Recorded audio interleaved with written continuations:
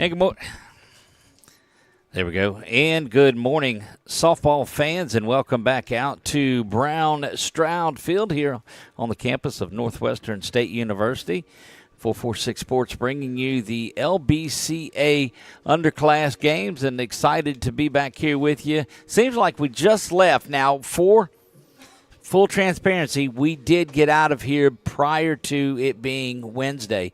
We got out about 10 minutes before midnight last night. And what a night it was. A couple of great ball games, 2 9-inning games. The North and South played, East and West played, and now they'll mix it up today and play 4 games, 9, 11:30, 2, and 4:30. And to help me through the day, welcome my broadcast partner all day long. It is the voice of the Red River Roundup and 446 Sports, and I think all things baseball and football and everything.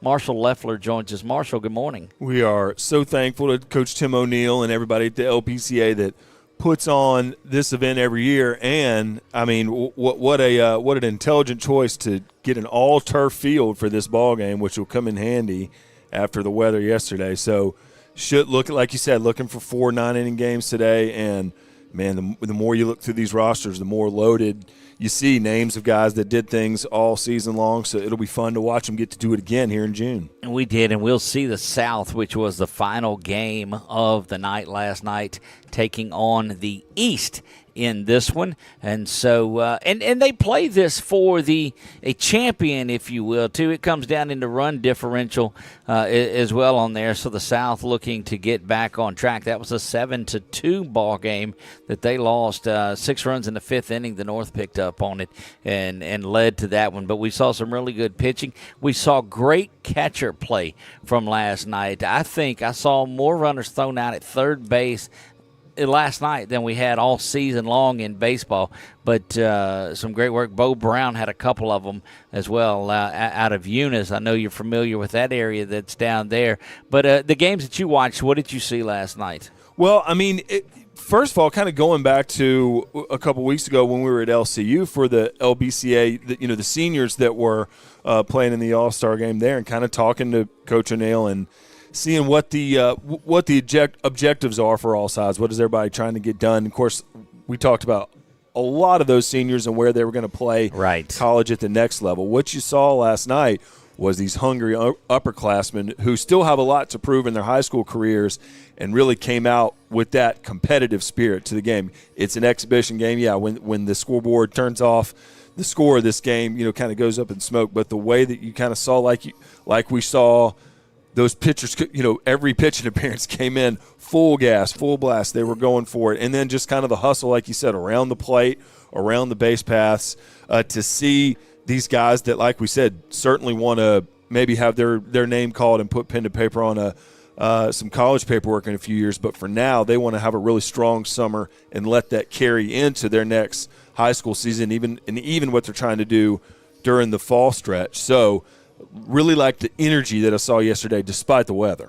Right, and that was difficult. Let me give you a little bit of an overview on what the couple of days are about. They got in on Monday night, had the home run derby. Vigner out of Riverside Academy wins that. And we talked about it yesterday. There were no balls that even threatened the fence last night as the air got more dense, which it is today. It's just heavy out there today. You don't see a lot of balls flying out of here. It is a bigger field as well, but it is some pretty good talent that is there. But you're right, to give you an overview on it today, it's showcase idea. The games are pretty much second nature. They do want to see how they're in there, but they're getting pop time, they're getting exit velo, they're getting 60 time. All of those measurables are getting put down on paper in front of these college scouts, and that's really what they're here for. And they cap it off with 3 games each, so it's a great environment. Second year that we've been able to broadcast it. We were up at ULM with Executive Director Tim O'Neill and this group, but it is a great – I don't know, it's a great specialty on there because and we got rained out in the All-Star game, in the senior game, and only got to see one game. But just seeing how well these guys played together, we saw a couple of double plays last night, a couple of great bunt coverages on kids that have never played together. I think that it is a really unique opportunity. I think it's a really exciting part of what these young men can get done in the summer is those measurables that you talked about, things like that. When we were watching softball and baseball this spring, a lot of that kind of goes to the wayside because you're trying to win a game. You're trying to lay down a bunt or pitch an extra inning or whatever you need to do to get a win. But this time of year, it's been really interesting and kind of new to me to kind of see how some of these different measurables and these different benchmarks for athlete performance can show off what you did throughout your spring season. I know James Tishner, he plays for the Menard Eagles that we cover on 446 Sports. He had a really good year this past year for the Eagles, for Coach Marks, and is one of many talented players on that roster. Well, he goes down to Lake Charles last week and gets measured on a lot of what he does well as both on offense and defense, and you see his name at the top of the charts for all these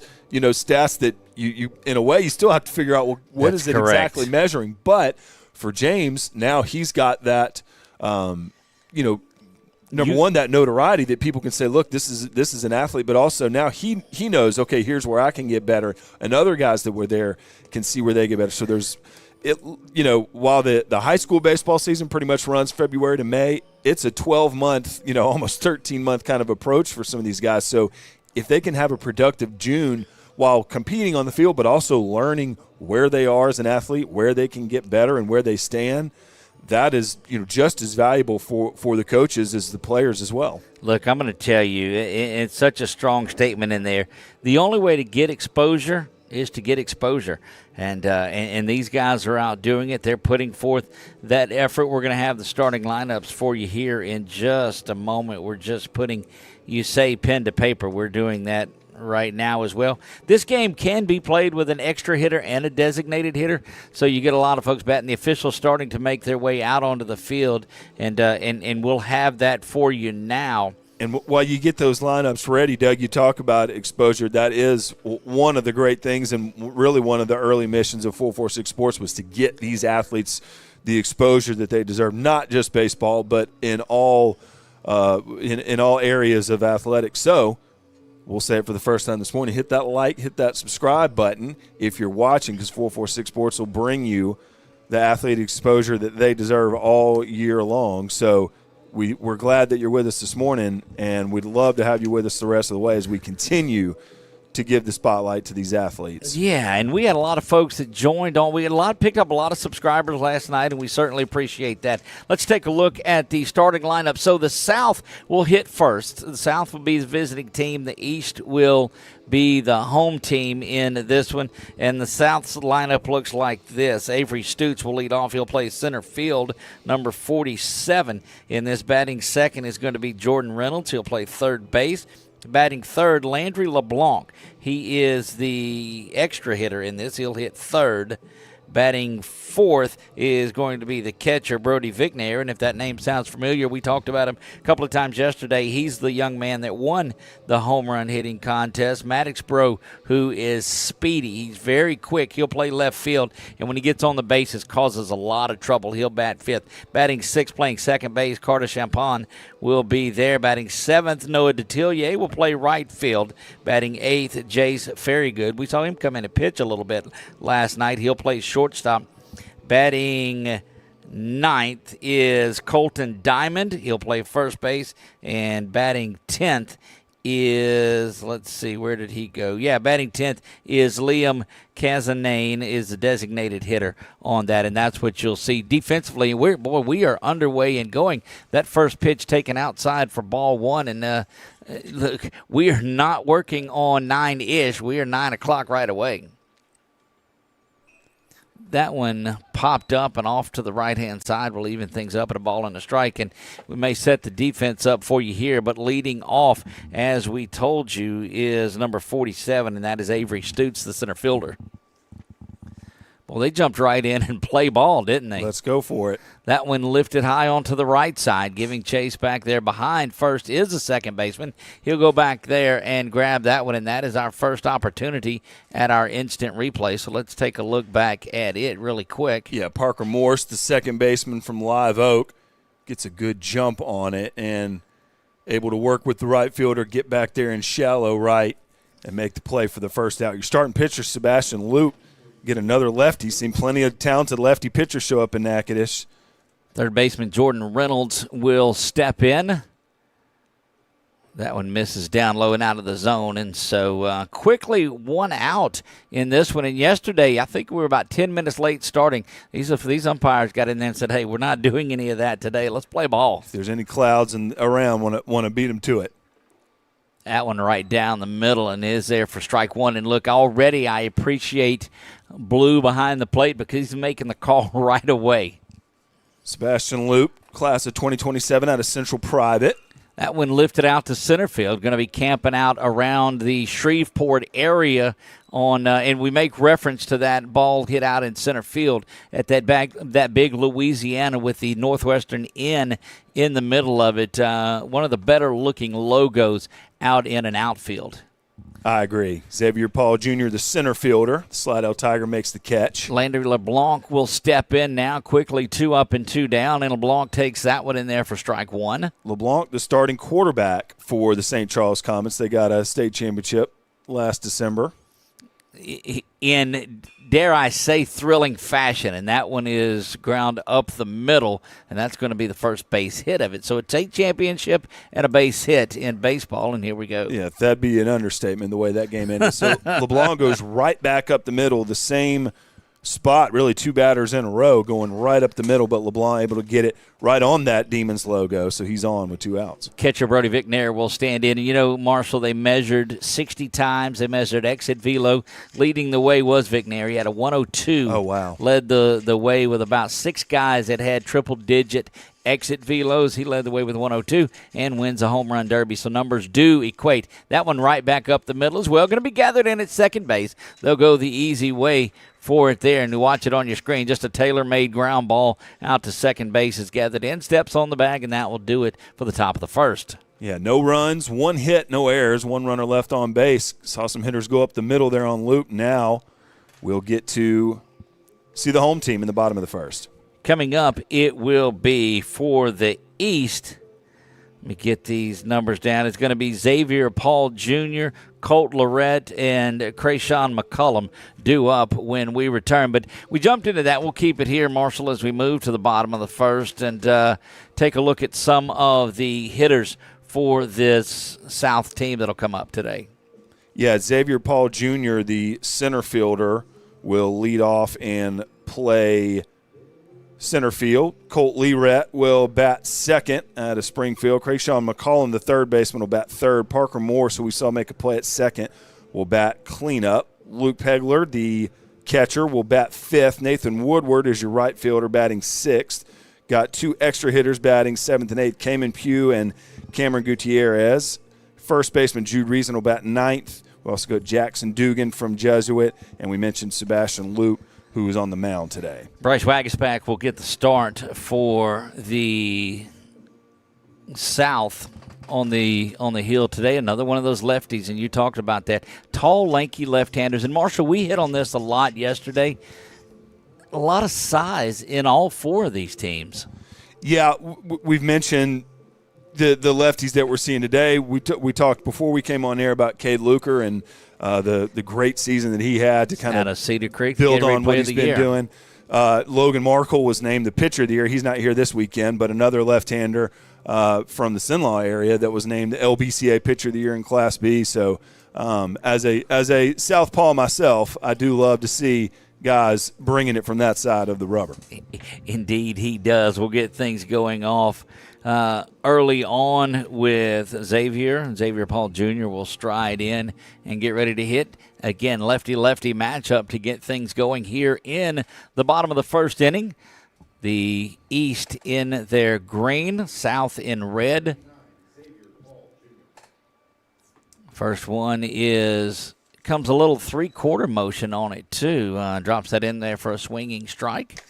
Yeah, Xavier Paul, right-handed thrower, but does bat left. That's a good-looking fastball down the middle and really command of that strike zone. And you just never know. Some pitchers, it takes them a little while to get going. And what we saw, the starting pitchers came in with command. When these starters that are normal starters come in relief, it's a little more difficult. That one fouled straight back, and I think that was more just Xavier getting a piece of one and trying to live another day. Do like this delivery from Wagasback. That's definitely something lends itself to high pitch counts. You can throw like that all day long. Right back up the middle, going to be gathered in there. It's short, spinning, and throwing. And as we saw a lot of last night, that one is thrown away. And, we saw a number of those last night. Let's take a look at it one more time. You'll see him come across. Well, you just saw the ball that got away from there. Jackson Dugan, the shortstop. The Jesuit Blue Jay, I believe. Yeah, we saw him on 446 Sports at the Red River Classic at the beginning of the regular season. Colt Lorette will stand in, ready to go to work. Already runner at second base there as he was able to advance after the throw, getting past the first baseman. Wagasback will throw this one in there and again paints the outside corner, strike one. So the only one, I don't know that he's thrown one out of the zone. Just that last one was hit right back up. I think that first swinging strike that Xavier Paul took was out of the zone. I think everything else, like you said, was right on the money. Wagasback will look back now, spins and throws and delivers. And that one is in there for strike two. 0-2 ahead of the batter once again. Colton Legrett pretty much led Springfield in every offensive category he pitched for him as well. He was arguably their best player this past season. Wagasback will try to dispatch that, and that one is fouled off. And this is such a similar at-bat to that first one. A couple of strikes and then just fouling one off. And we'll see if Wagasback is able to do that or Legrett able to stand in. Yeah, thanks to us, these athletes have a chance to put on some good film. So good, smart at-bats will be key for them. Indeed it is. That one is lifted out to center field, going to come up, and it bounces just in the gulf and makes its way up there. And that's back-to-back base hits now after starting out 0-2 and then fouling one off to stay alive. Man, that's just too similar at-bats. And like we said, a lot of balls in play going right up the middle. Stutes, the center fielder there, makes the play in front of the logo, but good job by these hitters. That's right where you want to see them go, right near second base. Man, you get a good look inside now at this. McCollum will stand in. Gresham McCollum takes that one out of the zone for ball one. First ball that has been thrown. That's been called one. North Shore athlete. So we go from Slidell to Springfield. Now the Mandeville skipper steps in. Mike McMillan is loving this part of the game. He's on it, you bet. That one misses low and out of there. So quickly, 2 balls and no strikes. And trouble brewing here for the South as they got a couple of base runners on the East trying to capitalize on this early game activity. Wagasback, who has looked very solid throwing the ball, has given up just a couple little not real aggressive hits. That last one was a good base hit. The first one, I believe, was an error. Swinging strike brings the count to 2 balls and a strike. See the corner infielders both playing close to the foul line. Middle infielders in toward the bag where Paul is, leading off a second. Wagasback, slow look back at second now. Turns and throws, and that is a 3-ball, 1-strike count. And, Marshall, we talked about this yesterday, that these pitchers know they're not going 5, 6, 7 innings. They're not trying to get into it. They're bringing everything they have right away. That is ball 4, and that's going to load them up. You see the base runners make their way around, and that will be Parker Morse that comes in. Yeah, second baseman. We saw him chase down that pop-up in the top of the first, so he'll get an opportunity for RBI or 2 here if he can put one in play. There you get a good look inside. Add Wagasback to Morse. Wagasback will rock back and fire this one, and it is taken there for strike 1. Great pitch on the inside. Look, at this point, you're hoping for a little comeback. The first 2 hits went right up the middle. Wagasback would like to have something that they can maybe come in. You do see the corners aren't terribly in. At third base, I think, a little more than anywhere else. Ball and a strike opportunity here to Morse. Wagasback will come set now. The lefty rocks back, delivers this one, and it is fouled back over towards the entranceway. Yeah, and the middle infielders not necessarily up on the grass, not that there is grass, but they're maybe looking for a double play here, maybe give up a run and get 2 outs. We'll see how they play it. I think you definitely trade that. And the ball will move a little better off this turf. Don't forget that. The 1-2 offering is pulled down the third base line and goes foul again, and we'll reset things. It's a good job by Wagasback to work back ahead 1-2. He's been good kind of at the lower and inner half of the plate for this AB. Maybe he can go back there. Looking to record the first out. Bases are loaded before that has happened. Swinging strike, and that is our first Sabine State Bank strikeout. So prove me wrong. He goes inner half of the plate to start that AB. Then he gets the third strike swinging on the outer half of the plate, and that one maybe even been out of the zone a little bit. A great 1-2 location, so a nice job there to get a strikeout. Now he's one pitch away. That's right, and if you're able to turn around and work out of this is Luke Pegler that will step in. And he goes back to that outer half. Ground ball now turn 2, and they can get out of a jam here. I like the way he's working away, trying to get these hitters in. And we've seen these hitters really try to pull the ball out here, looking to yank one out, make a big fly, and that's caused a lot of pop-ups. Wagisback throws an off speed, and there's a snap throw down to first. Not in time. I like the idea by Vickner. Yep, location there on that outer half to where he could get up and make a throw down there worth a shot. And an 0-2 count. Well, I like the way Wagisback just doesn't seem rattled at all. Early inning, early game chaos. Tries to get another chase, and that one doesn't do a good job laying off of that one. Boy, I feel like we saw a lot of those pitching performances this year where maybe a little shaky first inning, but able to get out of it and then get in a groove. Swung on. That one is out, and first base is occupied, though. Or was it not?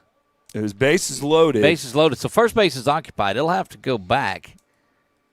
And that's right. Yeah, he's calling him out there. So 2 outs. And the run stays off the board. It should put him back on third because that's not – that's out number 2. He's out there, which begs me to think that they've got to go – wouldn't they have to go back if first base was occupied on that strikeout? Well, so correction. They've got the run up. And well, okay, so here's the correction. It's a live ball out there because it wasn't a foul, so he just came in and basically stole home at that point. Yeah, strike 3 swinging. Right. So ball was live. So give him that run. But good job by Wagisback to go right back to the strike zone here. That one over towards the dugout. And so it is. He doesn't have to throw down. That's the case of the bases being loaded. He doesn't have to throw down to first to get the out. He's out because first base was occupied. But when he left home, yep. But he scores there. Good job by Paul. That's just really good job of base running over from third base. And, bigger backstop in this area than than some of the high school fields that some of these guys are used to.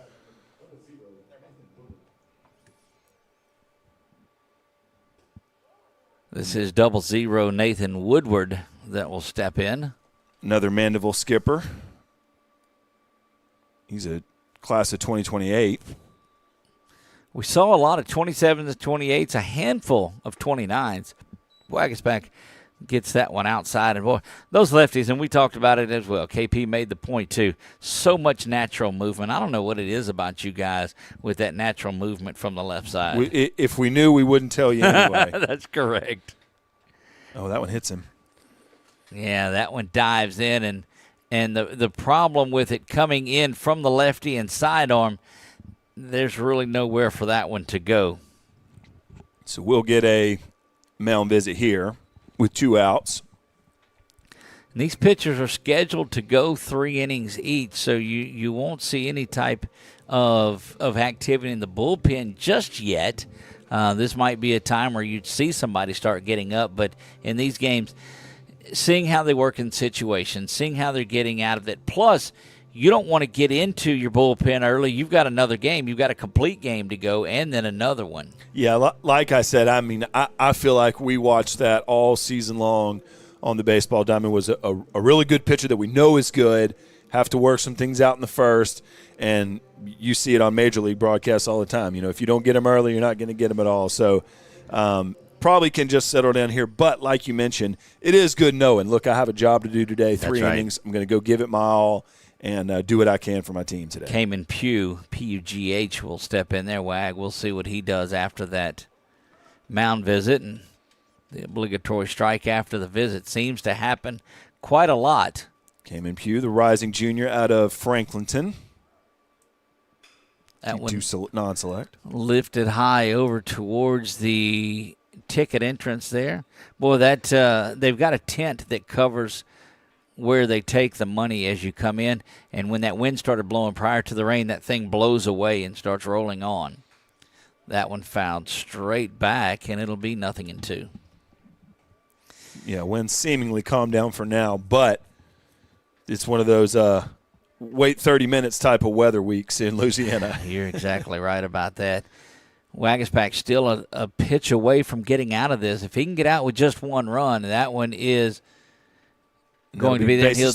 He'll just touch home. So the difference in those two plays is that there were 2 outs, and so you do have to make the play instead of throwing down to first. Very wise, just a step on home, gets the force there. So it'll be a strikeout with a drop third strike, and then 2 unassisted for the actual out. 1 run, 2 hits, 1 error, and 3 runners left on base as we go to top 2.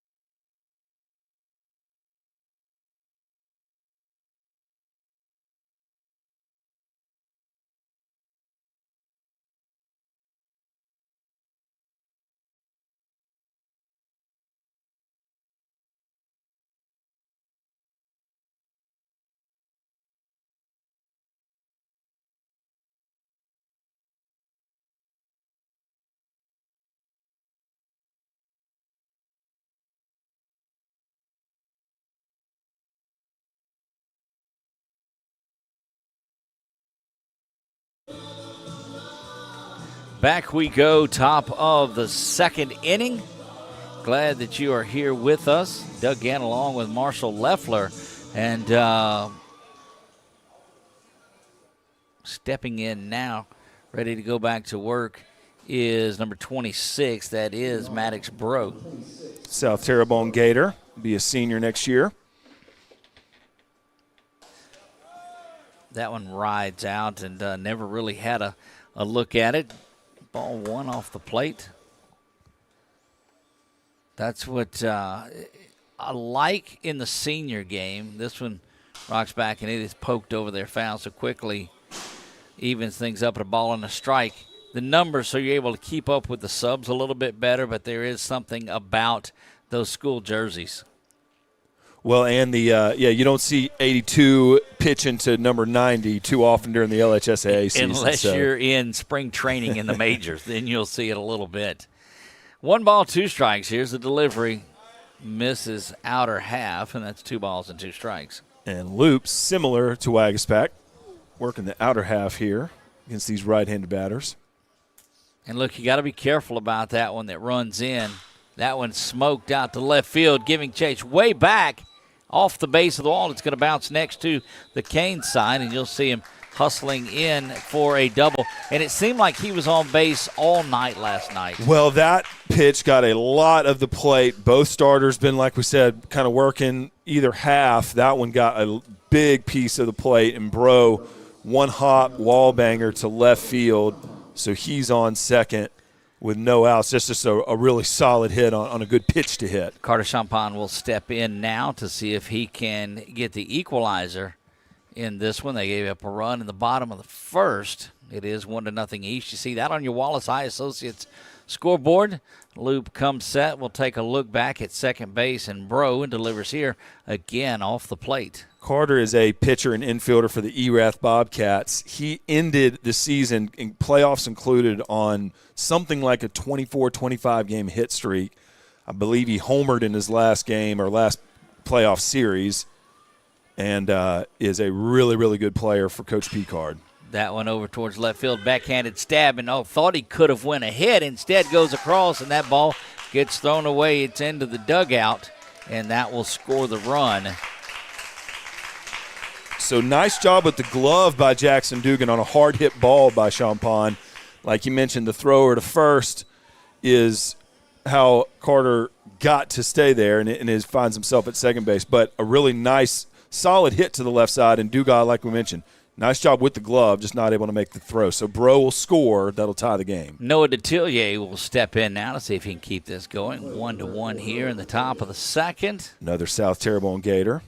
Champagne there at second. Luke gives him a look and then fires again. First pitch missing off the plate. Ball one. Erath magical season a couple of years ago. They made Went to the finals, there for their. I guess maybe it was their first time to get down there. I don't know, but it was a magical season for Erath, the Bobcats. And Coach Picard was a coach at LCU a couple days ago for the senior game.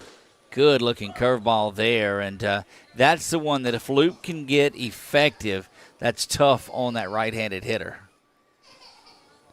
Just curves over the outer half of the plate for strike one. Loop again, a good stare back into second. Comes there, same pitch, same result. This time a strike, but it was swinging. Erath will move up to Division II non-select in the coming school year. 1 ball, 2 strikes. We go again 1-1. That run came across on that thrown ball into the dugout.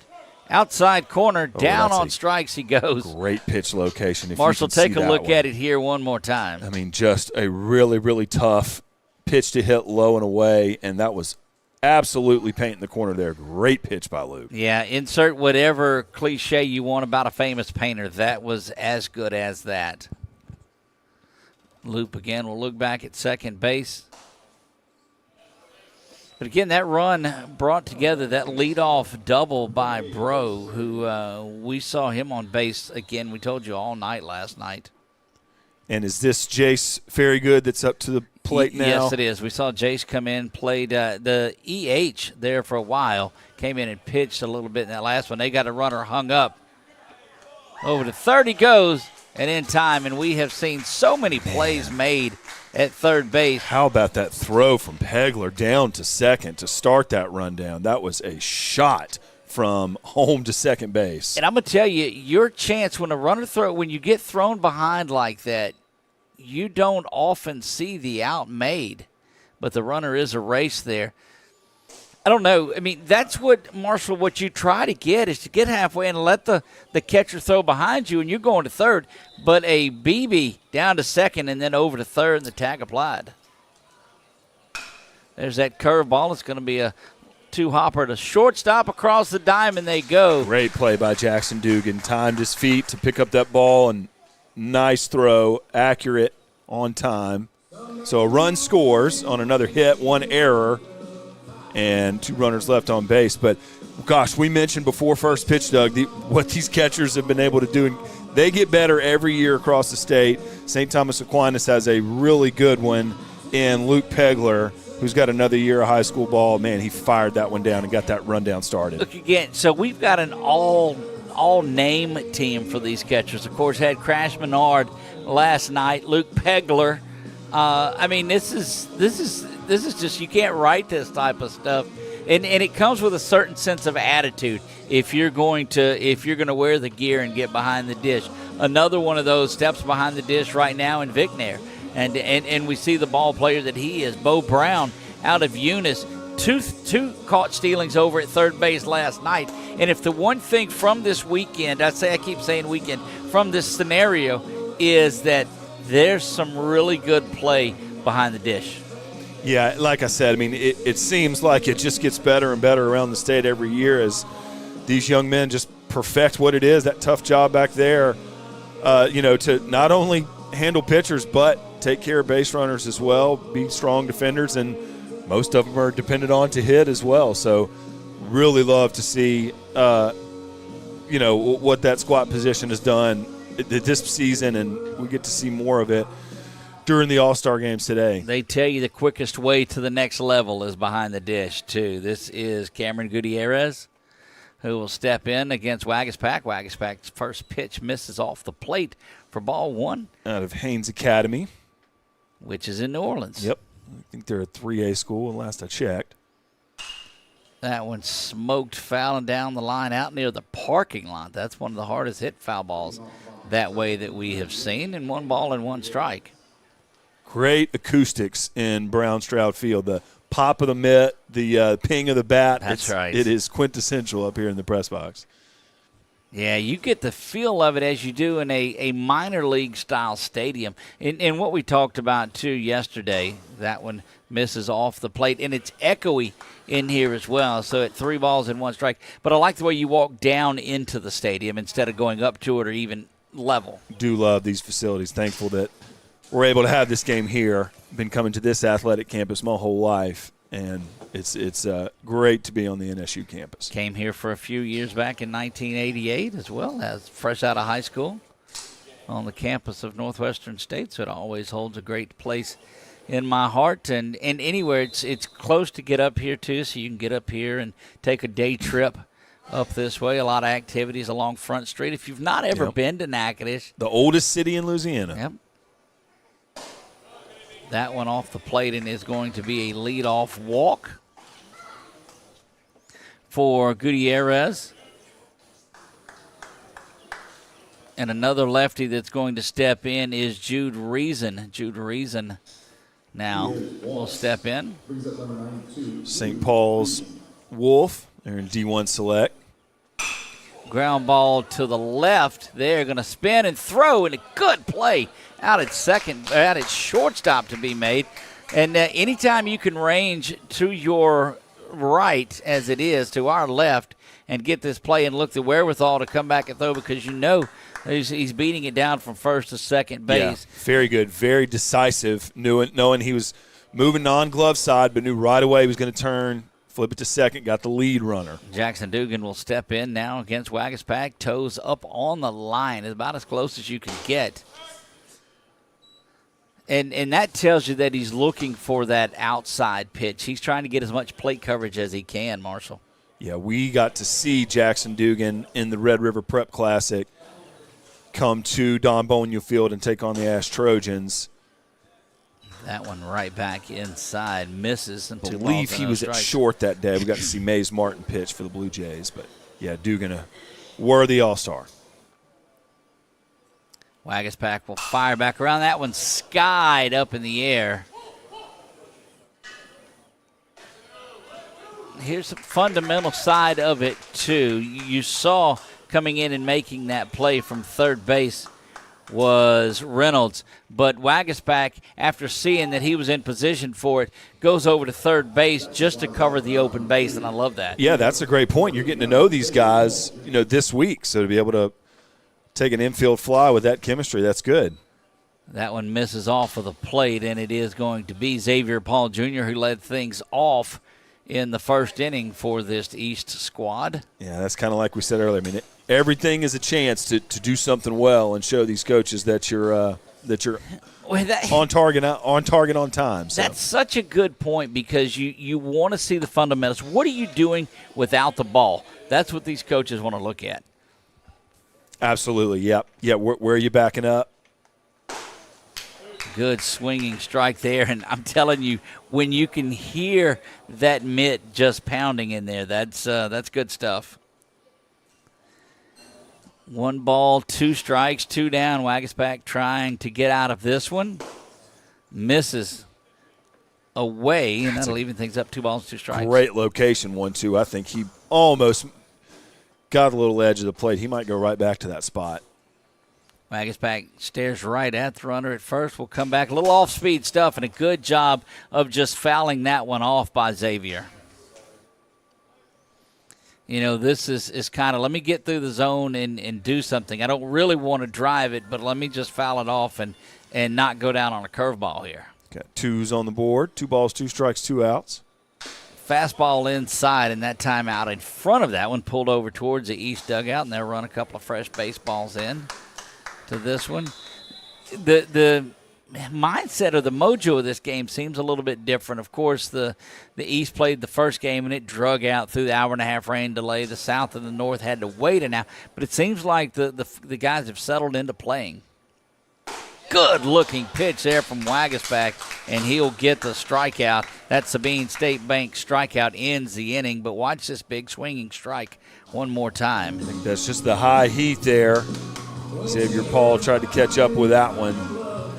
Nothing doing. No runs, 1 hit, no errors, 1 runner left on base as we go to the top of the 3rd inning. Yeah, nice little inning-ending strikeout there. There you go. We'll be back for the top of the 3rd right after this.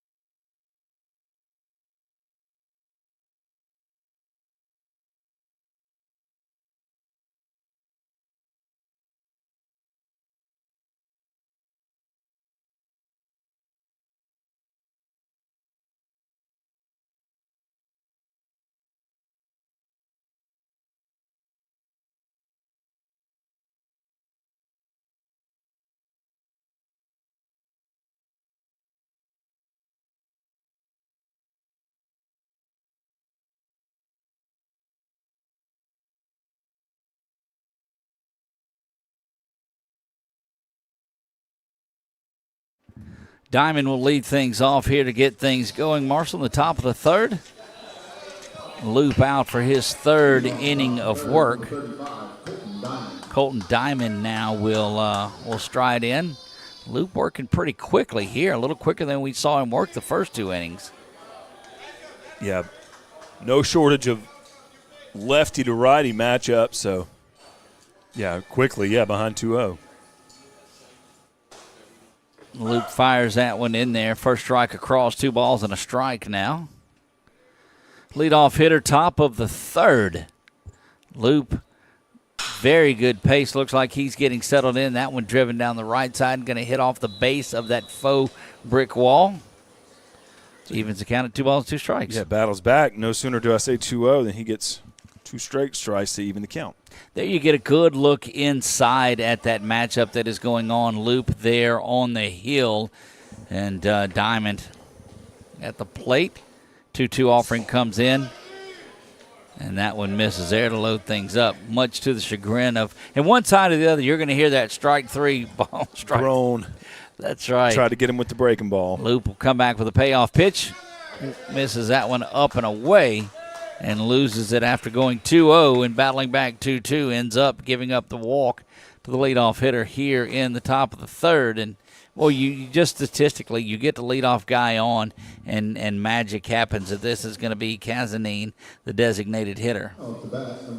St. James Wildcat. We saw a Lutcher Bulldog up in the previous inning with very good. Good-looking bunt there. How about that? That's just making things happen there. And now you'll have runners at 1st and 2nd. Perfect spot, perfect speed. Kazanane gets down the line quickly. We talked about what a lost art that is, too, Bunning. You just don't see folks do it, and that'll get back to the top of the order. And Stutz will come up for his 2nd time today. Try to hold him on with the shortstop for now. We did see a lot of activity and coaches putting runners in motion yesterday. And we'll see if they slow that down as the catchers pretty much held serve on that one. That one off the plate again, doesn't bend back, and it's in there for the strike. You saw Stutz briefly show bunt there a little bit. Yeah, Avery thought about it, but I don't know that he'll go to it. Squares around, yeah, they're looking to manufacture and get things going here. And that's just another thing to showcase as well. Absolutely. You saw it in Sulphur all week long, teams laying down bunts with runners on. Gets that one down, back out to the pitcher. He'll look, the only throw he's got is over to first, and going to nip him just by a step. We'll take a look at that one more time, and you see. Great defense by Loop. Oh, look, it's beautiful to catch it, throw, and you notice behind the dish, too, he's pointing to first base. The catcher is saying, look, here it is. Go get him at first. Yeah. the communication after just a couple of days is what's impressive. But again, these guys are all stars. That's the test, yeah. So, yeah. Brings up Reynolds, who I believe is playing third base. Yes, he is. Yeah, Jordan Reynolds.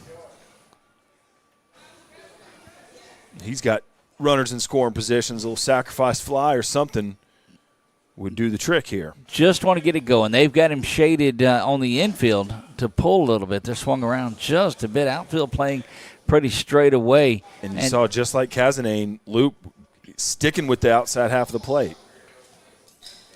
All the way back to the back of the box. In fact, a foot on that back line, trying to get as much opportunity to look at this one from Loop as he can. The lefty rocks and fires, and this one is twisted foul and backing out of play. And that gives us an opportunity to see that there is some activity down in that East bullpen. See if we can get a look at who that is. They're just getting started. And again, after the third inning, that's when you'll start to see folks rotating. So the fact that they're up and working is not a testament to anything going on with Loop as much as they're getting ready for the fourth inning of work. And it takes these guys a chance to get loose. Yeah, both bullpens getting up, moving around a little bit. That one misses low, and it's 3 balls and 2 strikes.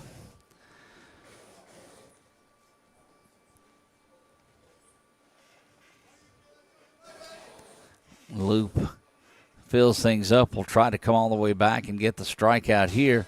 Inside pitch doesn't do it, and that is going to be a walk for Reynolds, and that will load the bases up once again. So Loop has pitched in and out of trouble today. This is LeBlanc, who is on as the extra hitter. Remember that we told you do get an extra hitter. You do get a designated hitter. Most of these pitchers are not hitting. Landry LeBlanc will step in with the bases loaded, an opportunity to do some damage. Loop trying to get out of that, and he throws a big fastball by Landry there. Strike one. Jackson Dugan is up in the pen for the East. South has Gary Brignac up in the bullpen on that side. Loop a ground ball away from getting out of this. LeBlanc a base hit away from getting the lead back. So Kazanane with that big secondary lead there. Like I said, it's still just one out. Loop back in the windup. Now rocks back and delivers this one. Good-looking breaking pitch is there, and just trying to do something with it. LeBlanc was able to get a piece of it and foul it off straight back. But, boy, good-looking bender there. Yeah, left field shaded a bit toward the line. Some space in left center. Rocks back and fires now. Does Loop. Fastball up and out of the zone. Evens things up at 2 balls and 2 strikes. Settle in with us for a long day of baseball. We've got 4 games. We're in the third inning of game number 1. Doug Gann, Marshall Leffler, 446 Sports. Curveball over to third. Play is to come home, and this one, and it's chunked away. And that's going to score 1 run, and now another slides around to score. And, boy, just a tough play there on a routine ball. You look at third. He comes up firing and just hangs on to it a little bit too long, gets wide of the catcher. And goes back to the backstop. And we talked yesterday, Marshall, about the room. You see it on your screen, how much room is back there. A ball get thrown away, and if you've got somebody hustling, you can go around and do that, and that's just what happened. Yeah, South picks up 2 runs right there. Step and throw, bounced it a little bit to the catcher, who's actually had his catcher's mask in the way, too, trying to field that ball. Hit the ball 12 feet and score 2 runs. But, look, that's how Landry LeBlanc and St. Charles do it. They're going to win the dirty way. They're going to get it the hard way. So Landry LeBlanc finds a way on. And, look, that's one of those he's off and running. Yeah, that's one of those that you really thought was going to get you out of the inning. You're thinking that's the 5-2-3 double play coming. And instead it's a couple of runs and runners now at first and third. No balls and 2 strikes here to Vicknair. Brody Vicknair. He was part of that Riverside football team that won state back in December. He pokes this one out there to the gap, and the home run derby champion adds an RBI to his list there with a little poke check out to left field, and a base hit scores it. It mentioned, saw a little bit of space over there in left center on the previous AB, but Vicknair finds that gap, drives in a run. He does, and that's going to get to one of the more explosive players in this one, too. It is Maddox Bro, who just, again, we told you, seems like he is on base every single time. They'll get a runner in now, and that is, I don't have the number here. That's number 36. Yep, 36 is Parker Diaz. Parker Diaz from Southside. He's the quarterback of the Sharks team for Coach Jess Curtis. Look out for them. They were the 8th seed last year. They'll probably be better than that coming up. Oh, look, there's no doubt about it. And we told you about the story that was in that made Facebook and made social media because of the way his last name is spelled, but it is pronounced Diaz. Okay, thank you. And, yeah, that was a pretty good story. But he is fast. He scored a run last night. Just got on base as a leadoff hitter and flew around the bases. Hit where the shortstop had just abandoned, and that is a tremendous – look at Parker continue to go. He's going to slide into third. He'll be out there at third, and that's just a good throw. That ball was right in front of the left fielder, and that's a tough one to run on. We'll try to look back at that entire scenario here. Watch this ground ball base hit that is hit to the vacated spot. Shortstop had went over to cover the bunt. One runner does come around to score, and then Parker's going to be toast over at third on a ball that was probably shouldn't have ran on, but, man, that effort is something. That one goes back the other way, and back-to-back-to-back base hits. He's got runners at first and second again before we really got settled. Yeah, so that was Caden Mayers in at shortstop now because Jackson Dugan went to the bullpen. He tries to move to his right to try to get that one. And then just as we wrap that one up, another base hit to the right field. We'll go back a little bit, too. This is Detillier that will step in, but Bro, who started that a couple of base hits ago, had that ball out to left field, is really hitting that ball well. The South, after scoring only a couple of runs last night, have got things going here early on. A scoreless first, but have put up one run in the second and now have pushed 4 across the board in this one. Yeah. And doing it with some solid hitting. Got the leadoff runner on. And good aggressive base running. Look, they go again. One thing they worked on last night, did you see how far out he started his slide? They know that this turf, and after the rain came last night, you saw some people get tagged off of second base that overslid. Now they're starting their slide before they get to that dirt portion of the turf. So we see that is Cayman Pugh that is in there behind the plate now for the East. Pegler started off back there. Try to track these substitutions as we see them. He's got an arm back there as well. Yeah, all of these. You're right. All of these guys have just have they wouldn't been be so here if they impressive. And look, one of those things about it too, Marshall, is that one gets to the backstop and you're going to score no matter what on that. And so, Bro, like you said, find a way on, find a way around. And he found a way in. Another run scored. If he's not as impressive of a leadoff hitter prototype that there is, I don't know what you'll find because he finds a way to get on base, and then when he's there, he generally gets around to score. That's always such an intangible. We talk about those players. Softball, too. They just find a way on. Look, you hear that through baseball a lot. You got to see it to know what it means. That's right, and that's exactly what you just saw. Up and out of the zone, and that is going to be a walk, and the woes continue for this East team. So a South team that really couldn't get much generated last night have put up a crooked number of their own. You're going to get a visit here after a 5-run third inning. And what they've done, when Loop has had to go over the middle of the plate, just really, nice job, hitting there just to hit those balls that he's putting over the zone. So you see him trying to go around the zone, and the ball gets away a little bit. So that'll end his morning. We're going to have our first LV5K pitching change, and that is going to bring in number 79, and that is Jackson Dugan. That looks like will. Yep, Jesuit Blue Jay. He had, like we said, really good series when I got to see him in person in Alexandria a few months ago. Really complete player for Jesuit, who I believe has the most state titles in Louisiana, but he's had a really good series hitting, playing defense, and we'll get to see him pitch now. There you have it. We're going to step away and take this pitching change timeout with it. We'll be back with audio with you here in just a moment.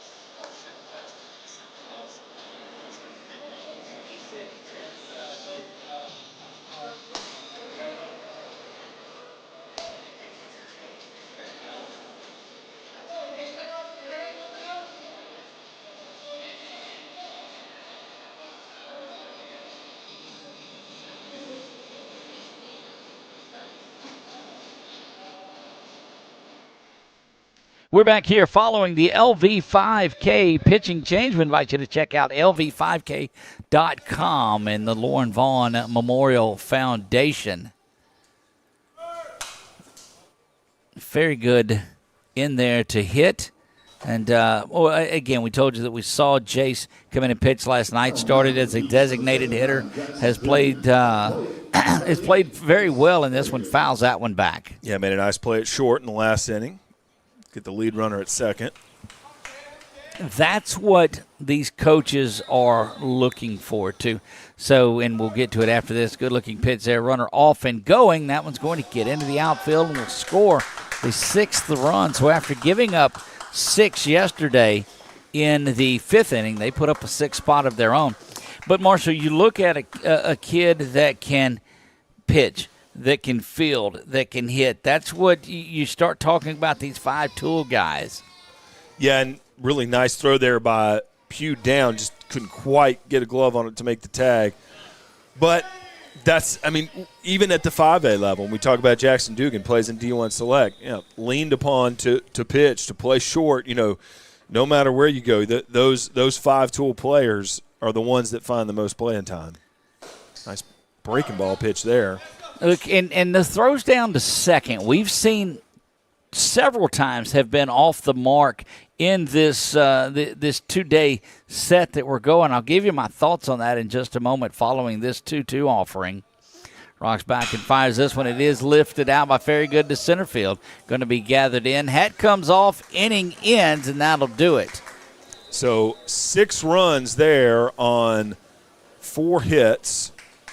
There was 1 error and a couple runners left on base. So the big inning for the South gives them the lead. It does. And so let's keep it here through the break and talk about my theory, which oftentimes is off the mark, but I just want to bounce this off of you. Catcher, and as a pitcher, you threw for a lot of years on there. You know where the catcher's going with the ball, so you generally will move out of the way one way or the other. Pitcher-catcher combination is not that. Catcher oftentimes in this weekend has had himself throwing around the pitcher, and that's had the ball go off the mark a little bit, and they just don't have it. You don't see it at third because the batter stands right where the batter's going to stand, and he's used to moving. But if a pitcher falls off one way and you're used to a pitcher not being there, that may just mess the throw up a little bit. Does that resonate a little? Well, and, if – of course, these are experienced catchers, obviously, and the best that the state has to offer for the most part. And I guess just trying to also make sure you're getting the ball out in time, is a big part of it. If that ball's slow out of the mitt, you don't have a chance anyway. And, again, far be it for me to know the nuances of catching, but, just trying to get it out there in time. But that just goes to that aggression, too. And, look, let me get the ball down there and see if there's a way we can make a play. Right. Like you mentioned, at this level, there's no slow runners on base. They're all going to be able to get down to second and third when they need to. So and you're taught early on, I don't care if there's anybody covering, you're chunking down there. Your job as a catcher is to throw that ball that's down there. We move on to the bottom of the third. Boy, it's daytime here, and I say that at the bistro because you can see the lake in the background that's here on the campus of it.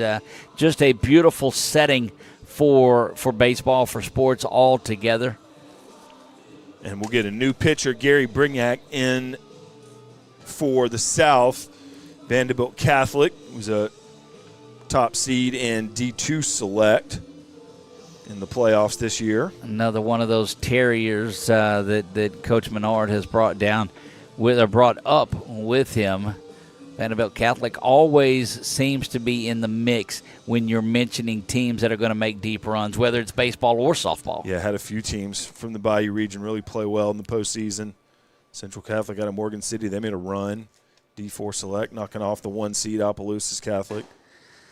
Colt Lee-Rhett is going to lead things off here for the East, and they've dug themselves into a hole as the home team in this ball game. They find themselves in a 7-1 deficit as we play on in the bottom of the third.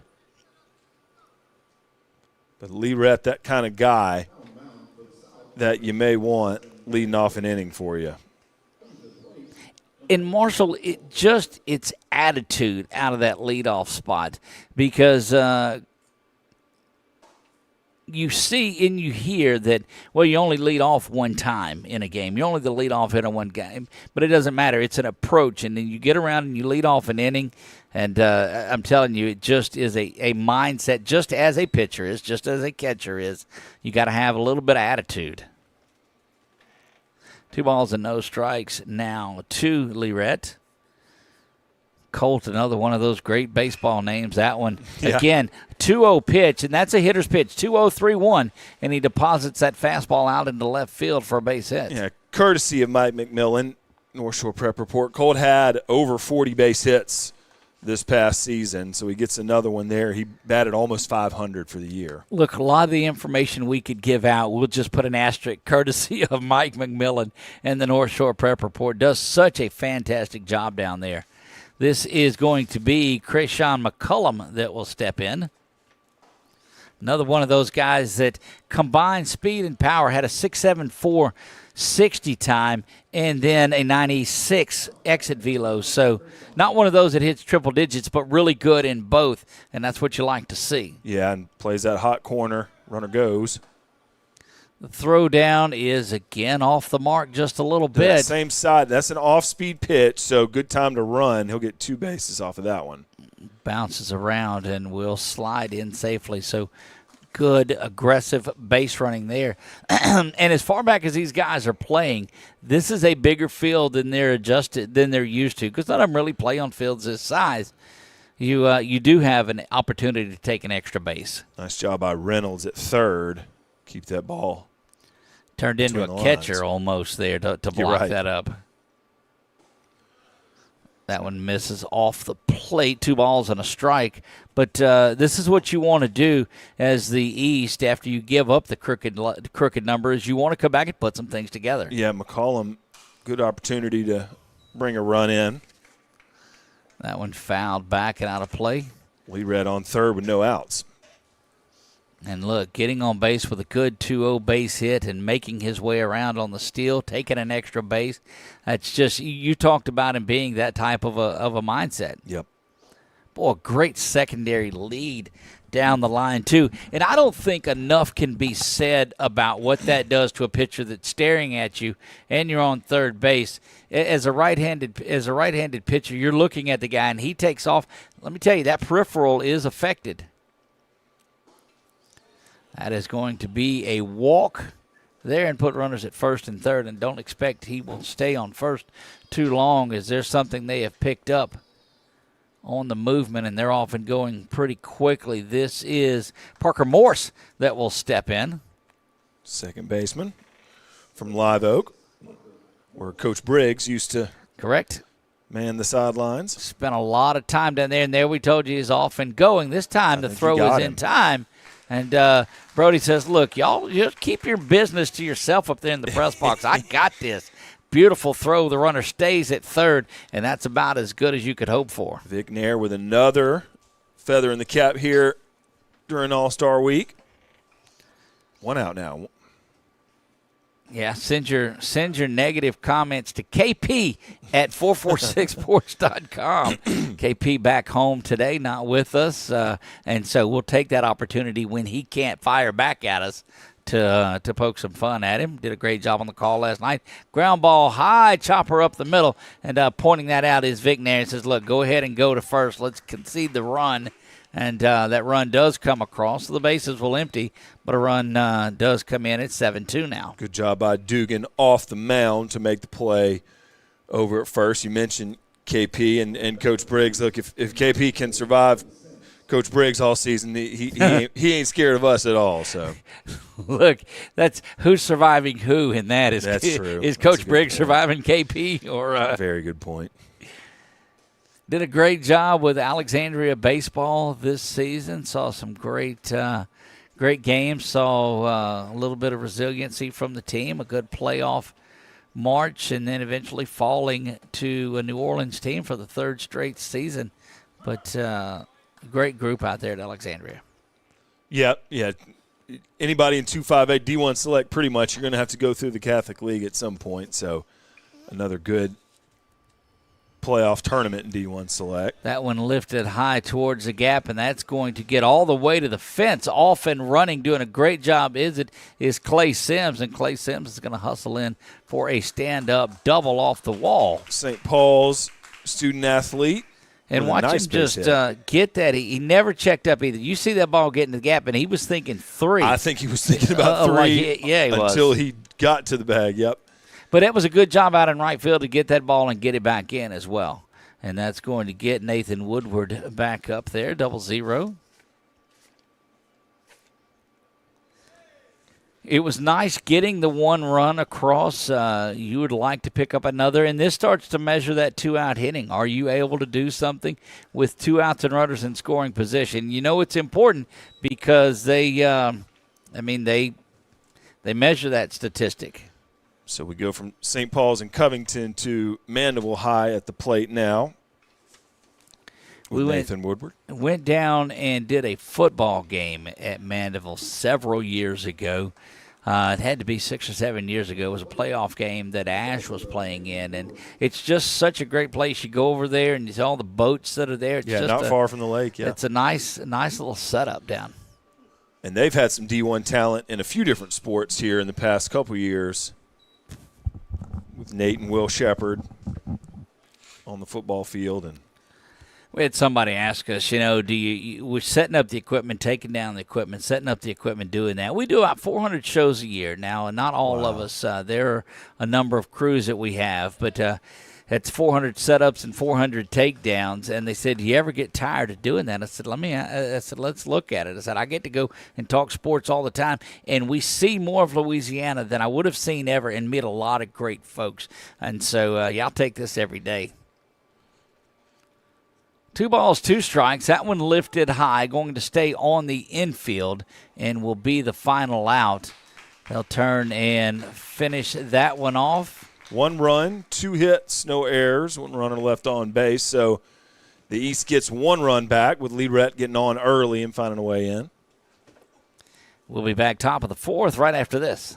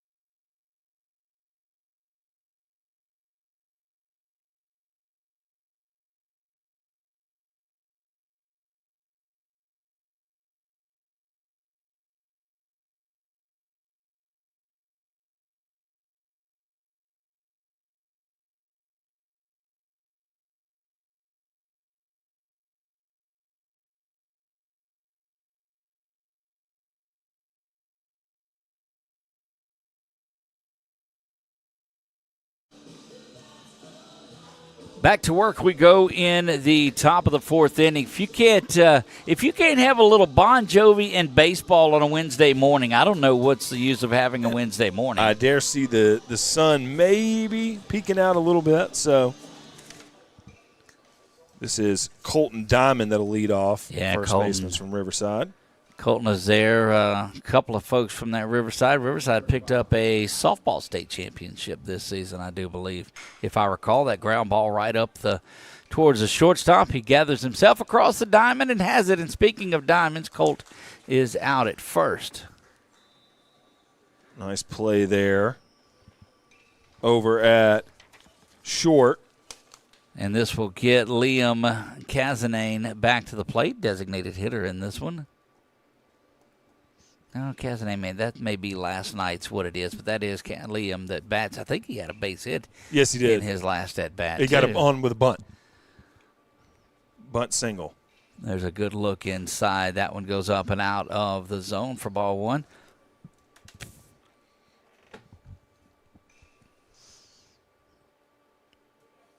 Well, that's a good shot staring into that one, and you can see the movement on that fastball is ground over to shortstop. Second chance, second out, and quickly 2 up and 2 down. Good work out there at shortstop. Yeah, Parker Morse, who is over at short now. He started at second, playing shortstop now, and he's had 2 ground balls in a row and done a nice job with them.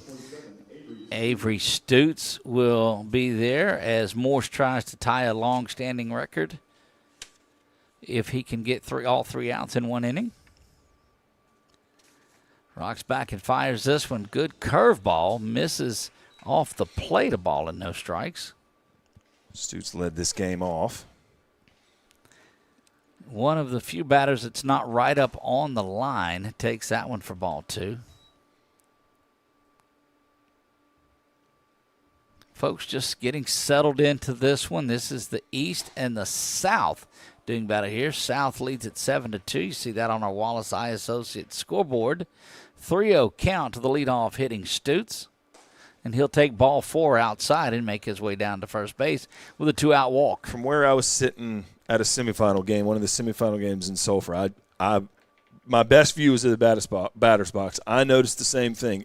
From 1 to 2 to 3, all the way down. Different spots, almost from one batter to the next every time against the same pitcher. So everybody's got their own way of getting on base. Of course, when you're in the semifinals in Sulphur, you got a lot of guys that know how to do it. Find a way. Right. That sounds like a T-shirt. Needs to be made there. This is Jordan Reynolds that will step in. Made some good plays at third so far today. That's 5 straight out of the zone after retiring the first 2 on ground balls. Quickly has lost focus on the strike zone. He hasn't lost focus, just lost the concentration into the strike zone. Sticking with the fastball on a lot of these. Look, why not? Why That's not? a good solid pitch from the big right-hander. And look, 2 outs and 2 quick outs. So you give yourself a little bit. There's a quick move over towards first. Sometimes we've seen last night, too, that they would throw over just to get and kind of reset their minds. Steadies himself, fires this one, breaking pitch, and off and going again. Same spot, Doug.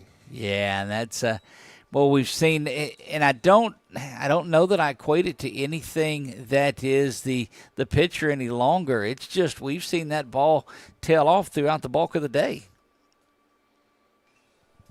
Again, yet dealing with a lot of speed, so good job on these runners. Go get down there and take second, get a runner in scoring position with 2 outs. And we have seen aggressiveness from the coaches. That one misses up and inside. And 2's on the board. Or no, 3-1, excuse me. 3 balls, 1 strike. So out of the last 8 pitches, 7 have been out of the zone. That one lifted out into center field, and that should retire the side. It does. A routine fly ball out to center field gets us out of this one. No runs scored in that inning. One hit, no errors, one runner left on base. Just a nice swing there by Reynolds, but a fly out. It was, and, these guys are up there looking to hack, and you get one into the zone that you think you can drive. But, again, it's all-star pitching, all-star hitting, all-star fielding. That's why we're all here. Yeah, we got to see, like I said, at LCU a couple weeks ago, some clean baseball and a little bit more of that. Detillier is going to stay in the game going to right field, trying to see what substitutions might have taken place here between innings. May have a new catcher. Brignac is still in there. No, that's okay, Vic no, Nair. Vic Nair. Okay, yeah, he was just out warming him up. Vic Nair had been on deck, so had to get the gear back on and get settled in. Brignac out for his second inning of work. Yeah, and like I said, starting to see the sun maybe start to peek out a little bit through the clouds. Got 3 more games after this one with some. We saw the football players that are on campus here for summer camp. That's right. So it's a lively day here in Natchitoches. Look, we have started our countdown of LCU football. If you have missed any of those reports, the daily ones, that 90-day countdown started a few days ago. Got a conference championship to defend. We are 85 days away from being right back here as the NAIA LCU Wildcats take on the NSU Demons in a Week 0 matchup on Thursday night. The 6th of June, we will be 90 days out from the first games in high school, and we'll start our previews on a lot of the teams that we cover then. So we invite you to join us along the way. That is Cayman Pugh that will lead things off and does it with a swinging strike. That'll be a great matchup for the Wildcats to come up here and take on Coach McCorkle and the Demons. Check swing there, was able to hold up, and it's ball one ball, one strike. Some folks think that the NAIA Cats have a chance at winning that ball game too, as they return nearly everyone in a big change. They picked up, or they will return Jordan Oglesby, who is a difference maker at the linebacker spot. And they'll keep Perkins and Cunningham and some of those talented offensive backs. Return all of their offensive line and all of their defensive line. Have lost 2 players defensively, and so the cupboard is full for Coach Ben McLaughlin. Good looking pitch there. Pitch there low in the zone. I digress. Off of football we'll go, but as we get into summertime here, right? Yeah, summer means it's everything season. That one bounces around and gets back. A lot of these guys that are rising seniors that do participate in football as well will find themselves in some 7-on-7 going on. The league in Cenla starts tomorrow, and then Baton Rouge is hosting a big 7v7 Saturday. Yeah, Pineville's football team was down at Karen Crow yesterday for some 7-on-7 down there. That went up and out of the zone, and that will be a walk to Pugh. That will lead things off. And like, Doug, you and I have discussed with KP as well, we just these past 2 seasons, you've seen a lot of the good baseball schools around the state also do well in football in the fall. Sometimes you're using the same athletes. So, right, yeah, one thing leads to another. Cameron Gutierrez will be the next to hit here. I think we switched and got a pinch runner over at first base. Didn't catch the number of him. We'll try to get an idea on that. Good-looking breaking pitch. Stays inside for ball 1. Gives a quick look over to first base. Good secondary and a snap throw in that one. Had it not been for a leaping save there by Colton Diamond, would have got away. That's Derek Weilbacher from North Shore over in Slidell. That one smoked over there towards the left side and is going to be a base hit. So you'll have the first 2 runners aboard, one on walk and one on a hit. And a little bit of that, Marshall, was, again, the shortstop crashing into cover on what was a runner that was going, and you vacate that spot.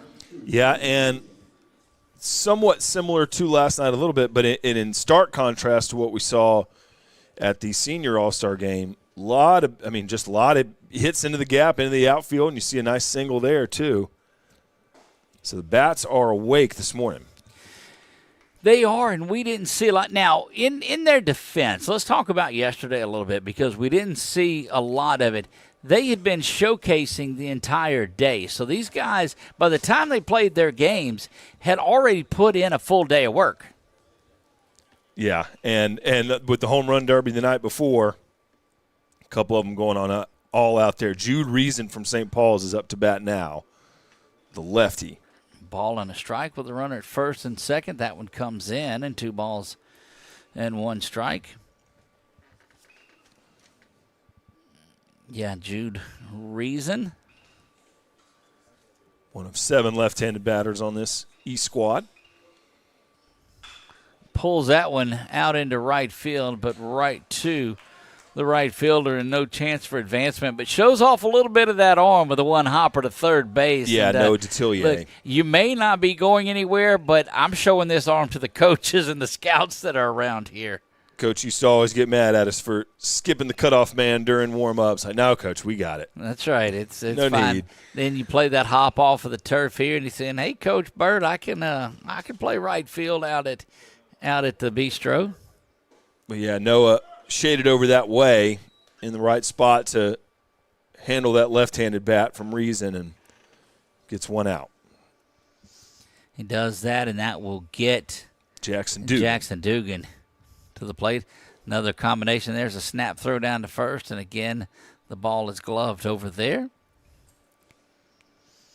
Look, you see a little bit more from these catchers, things they might not necessarily do in a game. There's a little bit more throwing, but just like kickers in all-star games, you got to take an opportunity to do everything you can.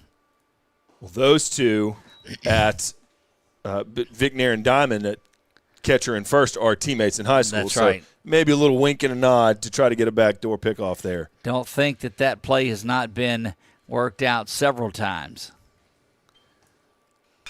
Good that hit. One right over the head of the second baseman. It's going to find its way past Detillier, and 1 run is going to come in. A second one now coming around will score and looking for a triple out of it, and has that. If that ball gets to the dugout, he's going to score. It doesn't. But let's take a look back at that one more time. And Marshall, look at him just drive that ball opposite field. When you get an outside pitch, you want to drive it that way, and that's exactly what happens. And helmet comes off, headband is there, and he's rolling around second and into third. Yeah, if you couldn't have seen who that was at the plate by the way that at-bat went, you would say that might have been Jackson Dugan. That's exactly the kind of base hit that he produced for Jesuit all year. Just goes the opposite way, puts that one in the right field gap just over the outstretched glove of the second baseman, and the wheels. I mean, that's a double off the bat, but his speed, head first into third, nice job. There's a reason that Jackson Dugan starts for Jesuit. He's a good baseball player. Rising senior that will find his way in the class of 2027, and expect that's somebody that we see in that May game next year at Louisiana Christian University when the seniors all get together.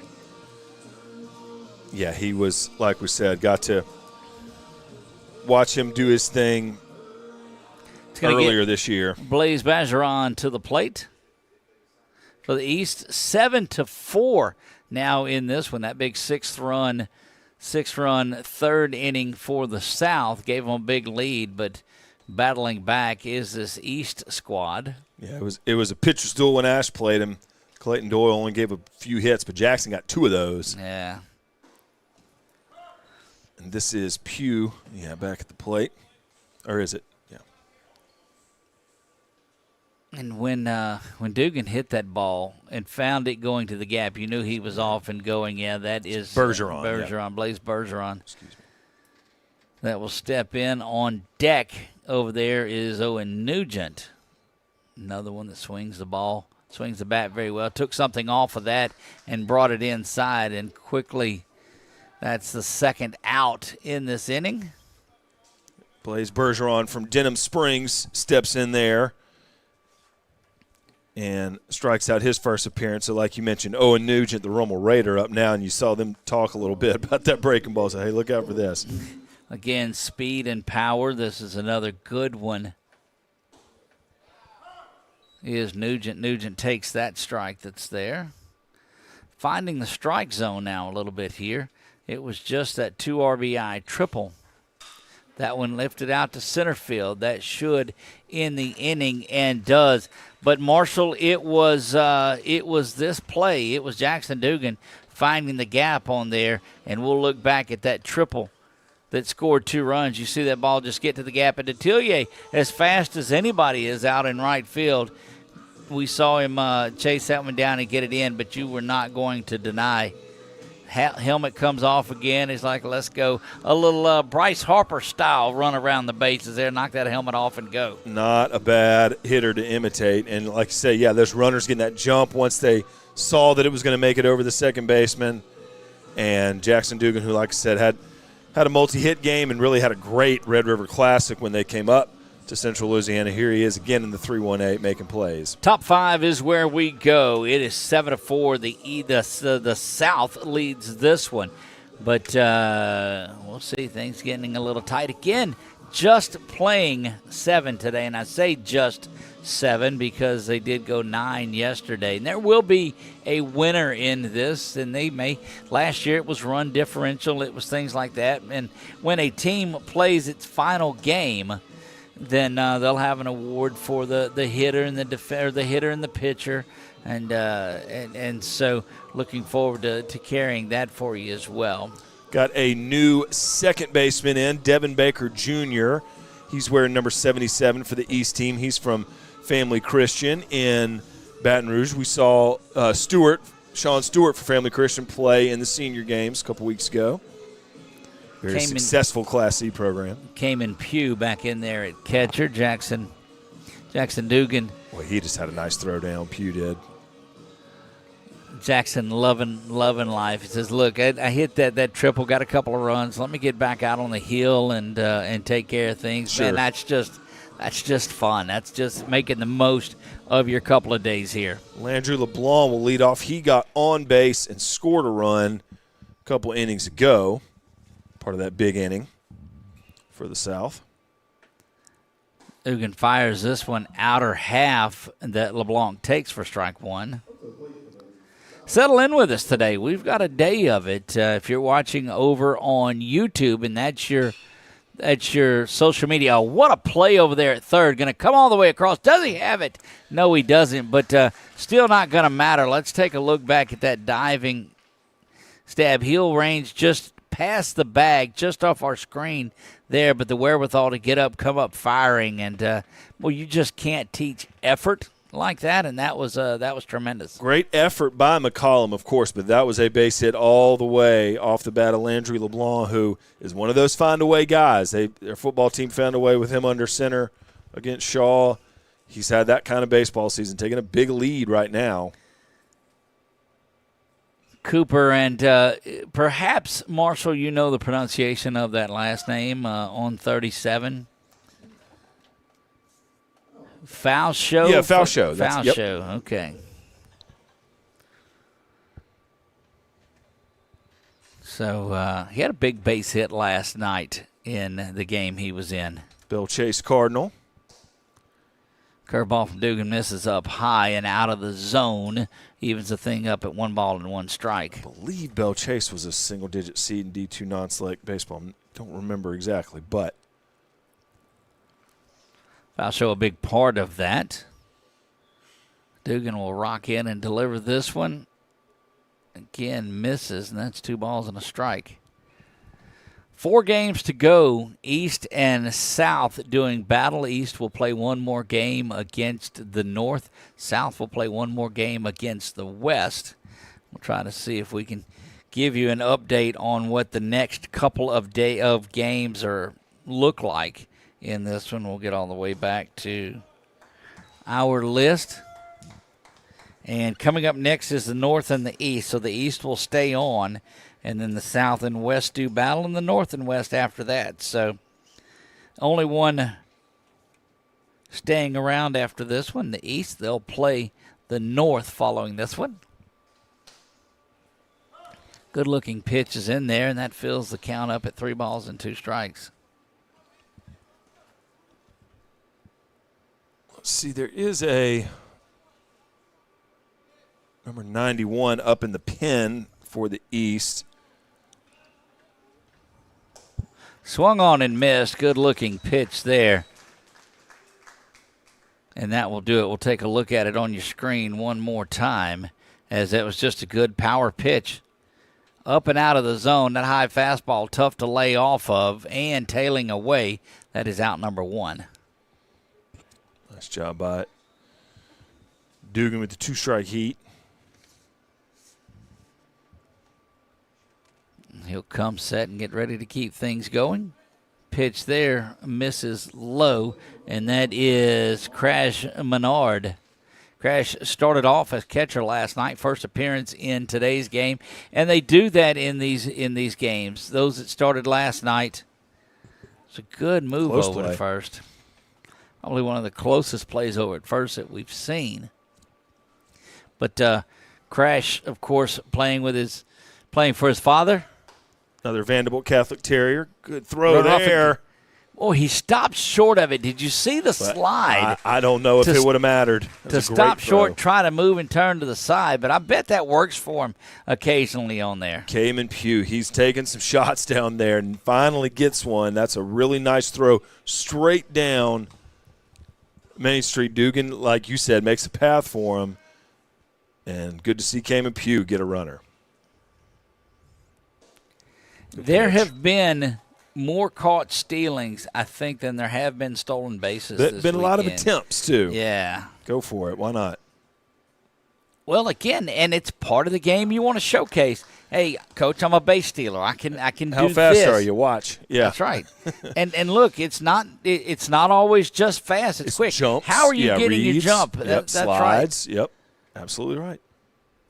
Secondary leads, all that. You see Dugan out there kicking his foot there.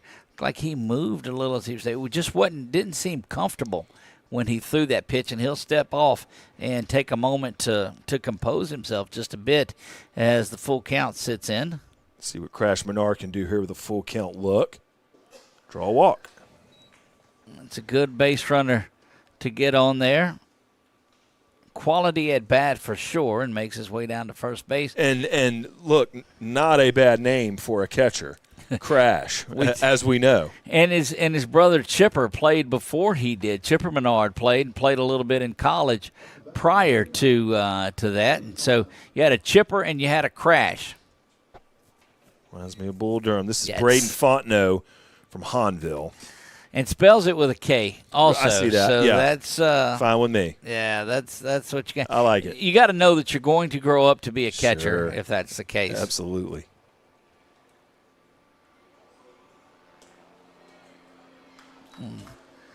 Chases off the plate and is going to be a ball. 2 balls and no strikes.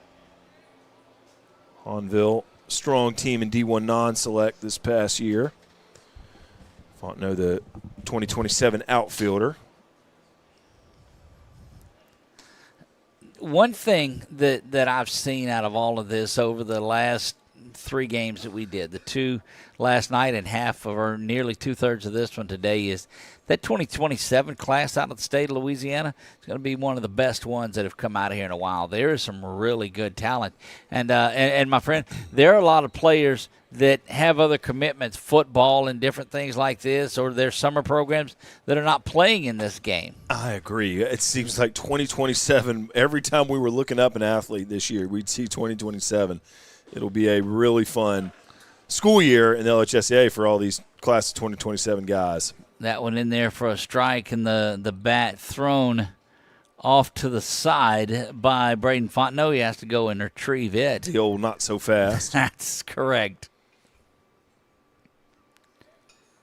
They tapped the helmet, but we don't have the ABS up here today, so they're unable to get a review. That one off the outer half, and he is able to get down to first base now, and that'll put runners at first and second here. A little bit going on for the South here in the top of the 5th. There's Parker Diaz back on the left side of the plate. Diaz has amassed a lot of base hits in his couple of days that he has been here too. Good, thrives in that Jess Curtis offense. Does a pretty good job here in the offense. That one lifted, popped foul, and out of play. Nothing in one. So 2 outs. Got Menard on second, Fontenot at first. We'll see if Diaz can kind of do what Jackson Dugan did the previous inning, put a ball in the gap and bring some runners in. And you'd like to try to answer that back. The East did tighten things up a little bit. Yes. That one tails off of the plate and gets out of there for a ball and a strike. I'm delighted that you're here with us today. I'm Doug Gann, Marshall Leffler with 446 Sports. We're here through all 4 games in this contest today. That one is taken low and sends Diaz diving back into second base. I don't know if he was fooled by that or just wanted to dive head first back into the bag, too, because Pugh didn't let go of that ball. But these base runners are aware that these catchers have some solid arms. You're right about that. Boy, not a big lead at all, and nobody holding Parker on. Good secondary, and that one is thrown in there to even things up at 2 balls and 2 strikes. Really tough spot just on the outer black. That's a good location for Dugan, excuse me. So Parker going to try to keep things going here. Diaz with the 2-2 count on him. Pulls that one to the right side. Ground ball is over there to first where it's dug out, and that will retire the side. So a Diaz ground ball to the first baseman does it here in the 5th. No runs, 1 hit, no errors, 2 runners left on base. Tough pitch to hit, low in the zone from Dugan. You see him just having to try to fight that one off down to first base line, ends the inning. We'll be back right after this.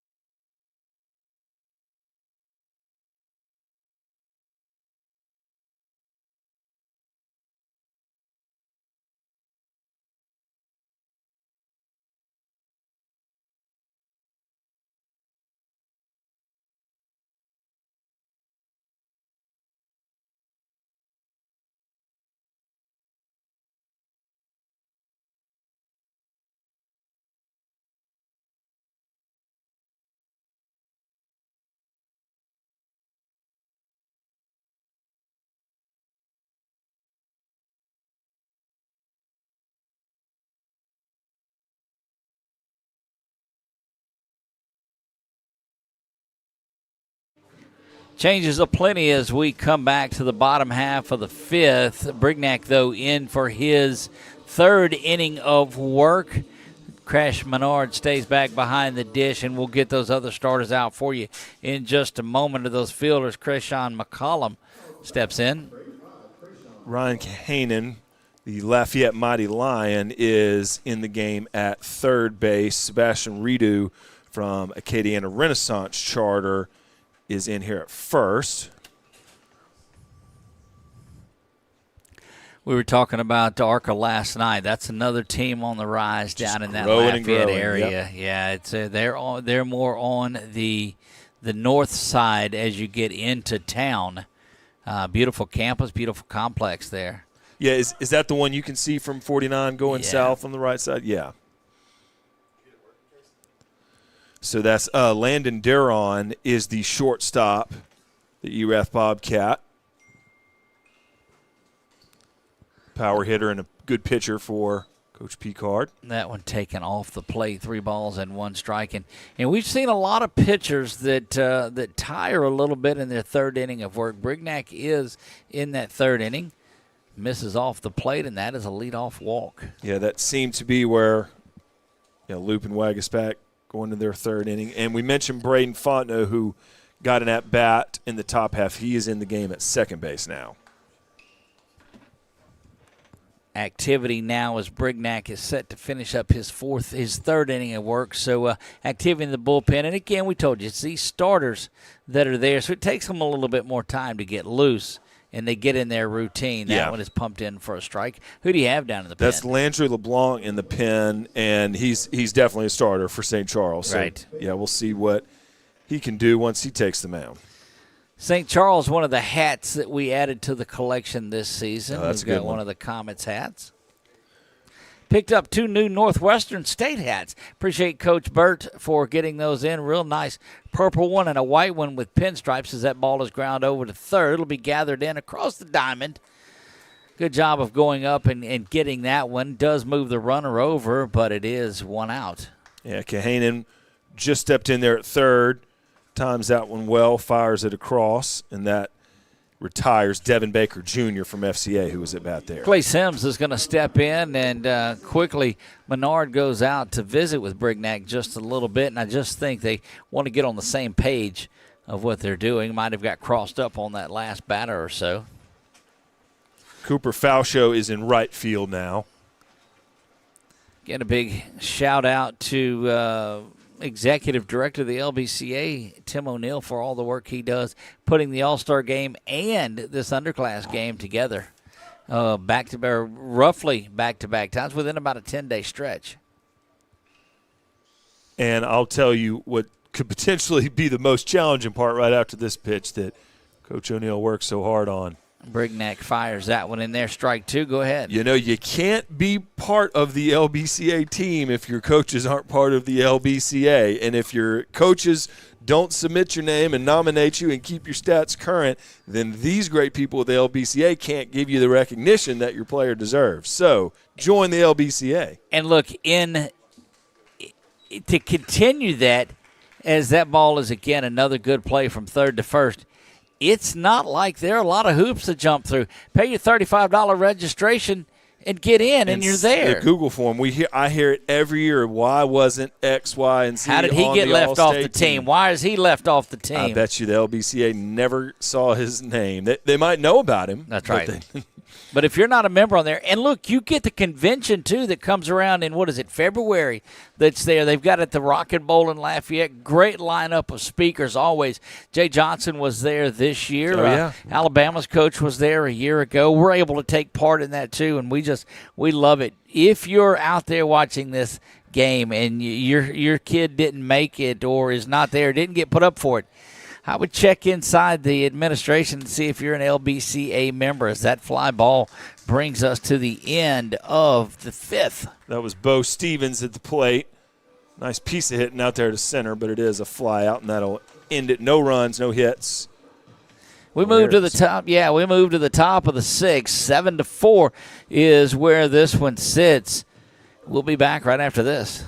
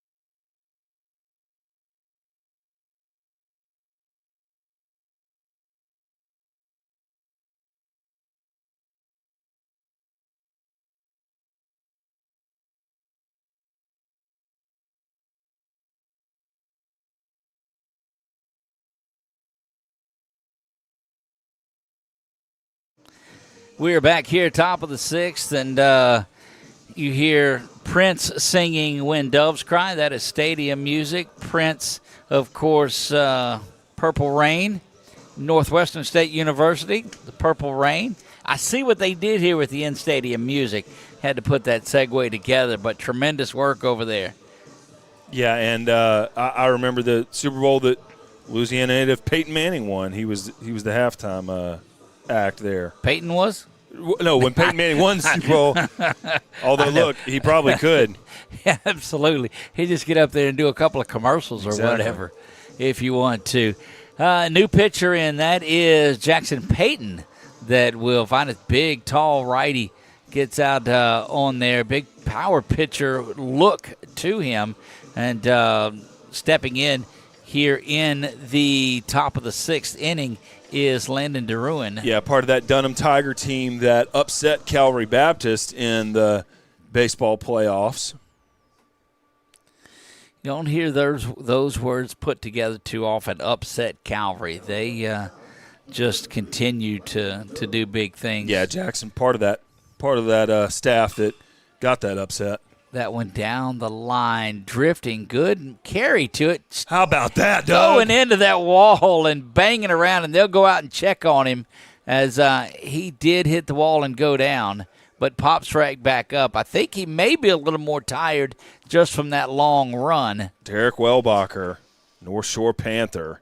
So here's the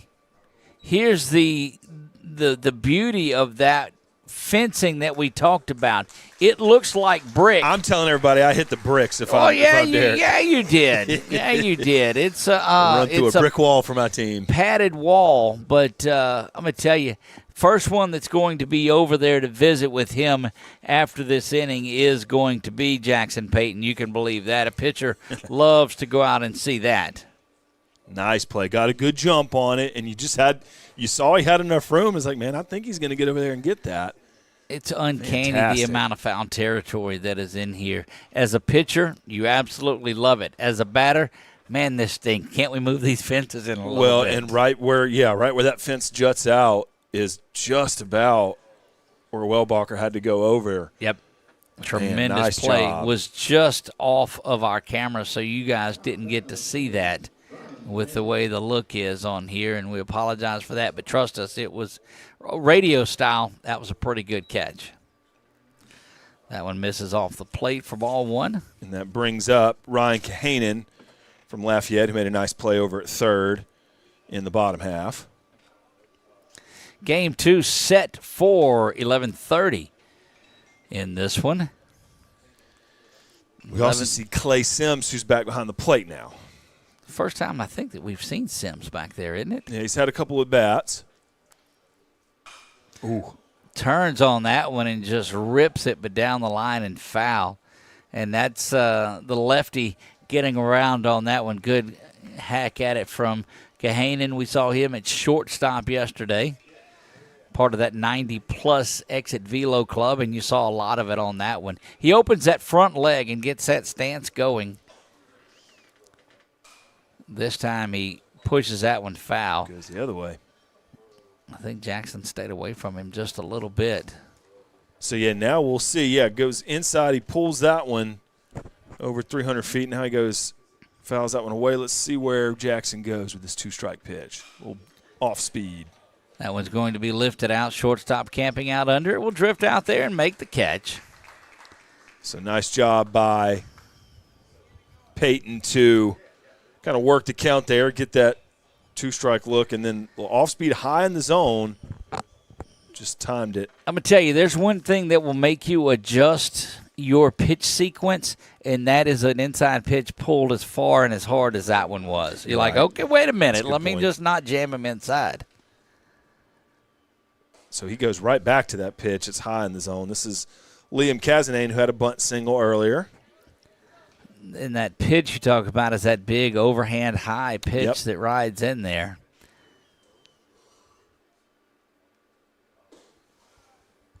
Comes back with some heat there and misses low. Just a presence on the mound. He's got the size, the stocky build to it too. Kind of just gets ready and comes at you. Doesn't waste a lot of time. That one is drifted out towards the gap there. They'll try to cut it off, and they do, and hold to a single. Cazename with a multi-hit day. And in a game where players are switching out after about half the game, to get a multi-hit game in something you're playing half the game in is pretty solid. Yeah, loved that bunt single earlier, and then with the lefty goes opposite field, a little single to left field, and that brings up Redo from Arca. Redo will hit with 2 outs here in the top of the 6th. South trying to preserve this lead, would like to add a couple to it. They struck for 6 back in the 3rd inning. They scored all of their runs in the 2nd and the 3rd. That one over to left field. Started back on it a little bit. It's going to have to dive under that one, and that is safe. Hustle back into second base. Boy, that's a close play. Almost got there. Was right on it, too. Good job. Bo Stevens from Rummel in left and got a good jump on it. Almost made that play. It almost looked like there was that back foot hesitation on it, and that caused them to do it. But, man, you're just in no man's land. Whether am I taking that step up and going forward, and line drive like that right at you is the toughest one to go get. Yeah, good job by Sebastian Reeder to drive that ball and get it to where it was going to fall down in front of the left fielder. That brings up Hank Sauer from Bell Chase. He was in right field. Sauer, again, we told you last night, Sauer. We'll step in trying to add a little 2-out insurance here. Comes inside, and that's one of those that Sauer's like, this is about to hit me. Uh-oh, it's a strike. That's a really, really good pitch that time thrown by Peyton Jackson. Peyton Jackson? Peyton Jackson it is. Ground ball over to third, gathered in there. They'll go across the diamond to first for the out. So a good piece of defense there. Ends the threat here in the top of the 6th. Great glove work by McCollum there at the hot corner. Solid glove. Throws perfect. No runs, 2 hits, no errors. 2 runners left on base. On to the bottom of the 6th we go. You're watching the LBCA Underclass Games on 446 Sports.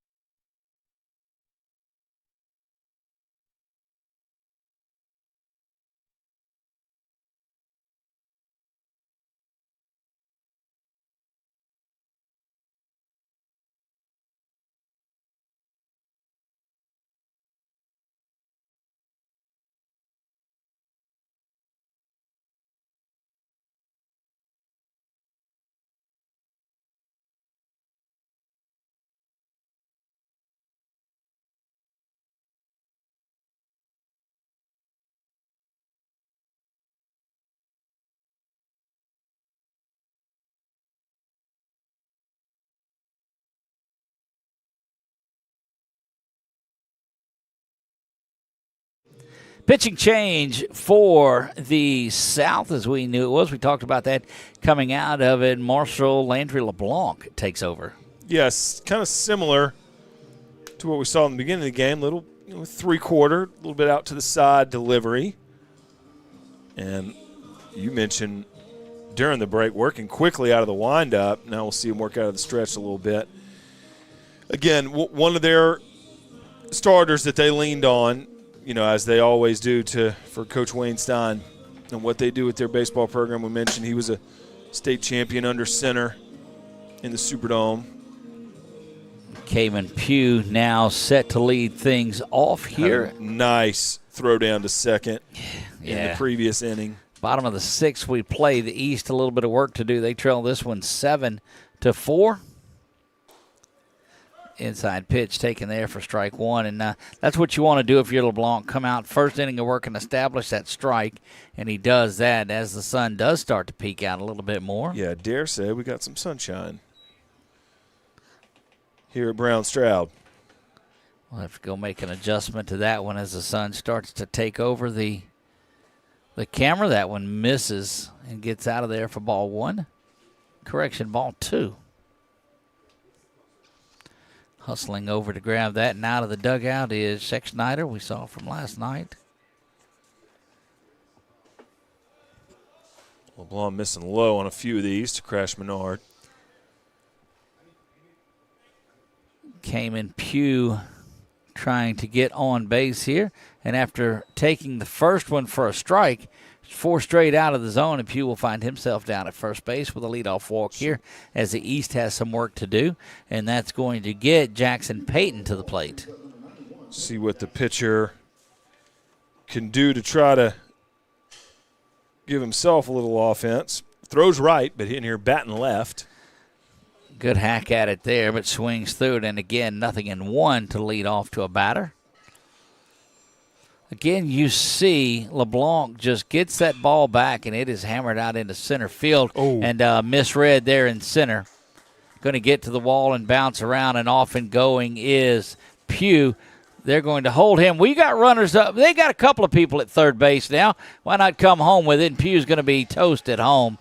He gets tagged up high, and no malice, no any of that by any means, and we'll try to step back and take a look at it one more time. So Parker Diaz gets a late jump. Yep. And that allows the ball to get to the wall.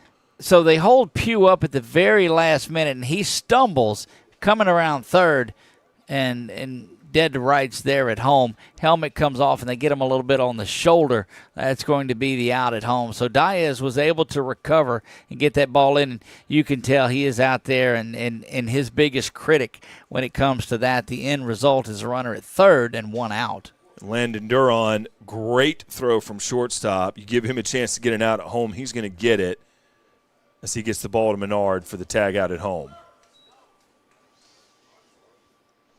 And again, that wasn't anything other than a tag and a head-first slide. So before anybody looks at it and said, uh-oh, was that? No, it was just baseball being baseball is all that was.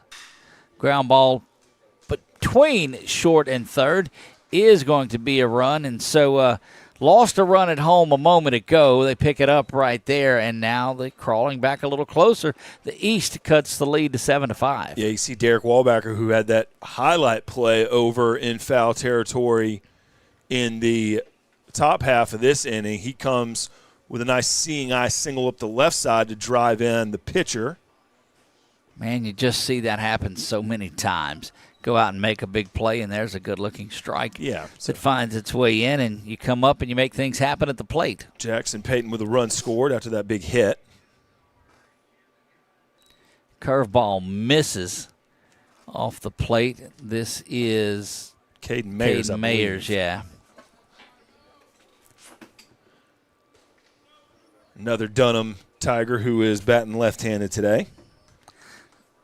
Dunham, of course, has had such success in athletics over the last few years. Defending state championship in football. I lost many a playoff basketball game to Dunham back when they had Carlos Stewart and Sal Bass and all those Division I basketball players. One of the most electric players at quarterback, too. Yeah, Haven, who also plays basketball for Dunham. Look, there's a lot of talk of that class of 2027 quarterbacks. Pop Houston is in it. Elijah Haven is in it. Carson Sellers is in it. There's a number of those guys. And the battle is, or the question is, who's the top-ranked quarterback in the state of Louisiana? Who cares? Let's sit back and watch. Don't ask me now. That's right. Ask me later. That's right. That one misses. Ball in. No strikes. Runners at first and second. As the East brings the tying run to first base, the go-ahead run to the plate in the form of Blaze Bergeron. Blaze had a base hit back in his other appearance. Waiting on deck, Owen Nugent. So things getting a little dicey here for this South team who, again, 1 run in the second, 6 in the third, and no runs. Goose eggs the other 4 innings. East has scored in 4 of their 6 innings, trying to add more to it here in the bottom of the 6th. That one comes inside, skips away to the fence, and that'll move runners up 90 feet. So Bergeron has an RBI opportunity here. Went down swinging against Brignac in his first appearance right when he checked into the game. So now he's got a chance here to. And now with your runners that moved up on that wild pitch, you've got an opportunity to just put something. Infield back a little further. Tying run at second base. And a base hit would likely have this thing knotted at 7.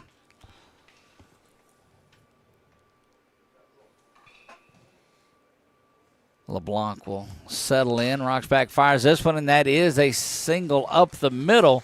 One run has come across. Diaz will come firing at home. Not going to be in time and misses the cut, and that allows the runner to get into second base. And that is just a tremendous, tremendous base hit. And what do you know? We're knotted at 7. Yeah, so Bergeron totally redeems himself. Like we mentioned, goes down swinging against Brignac, but his first appearance against LeBlanc, he gets a beautiful seeing eye single through the left side. Duron trying to get over there to get to it, but no way. And the speed, really, too, that Caden Mayers, because that was a great throw from Diaz from center, but Mayers was able to outrun it and get to home plate and tie this ball game up. Officially score that a single, and he takes second base on the throw into the plate. Doesn't matter. 2 RBI single, 2 RBI double. Who cares? We're tied at 7.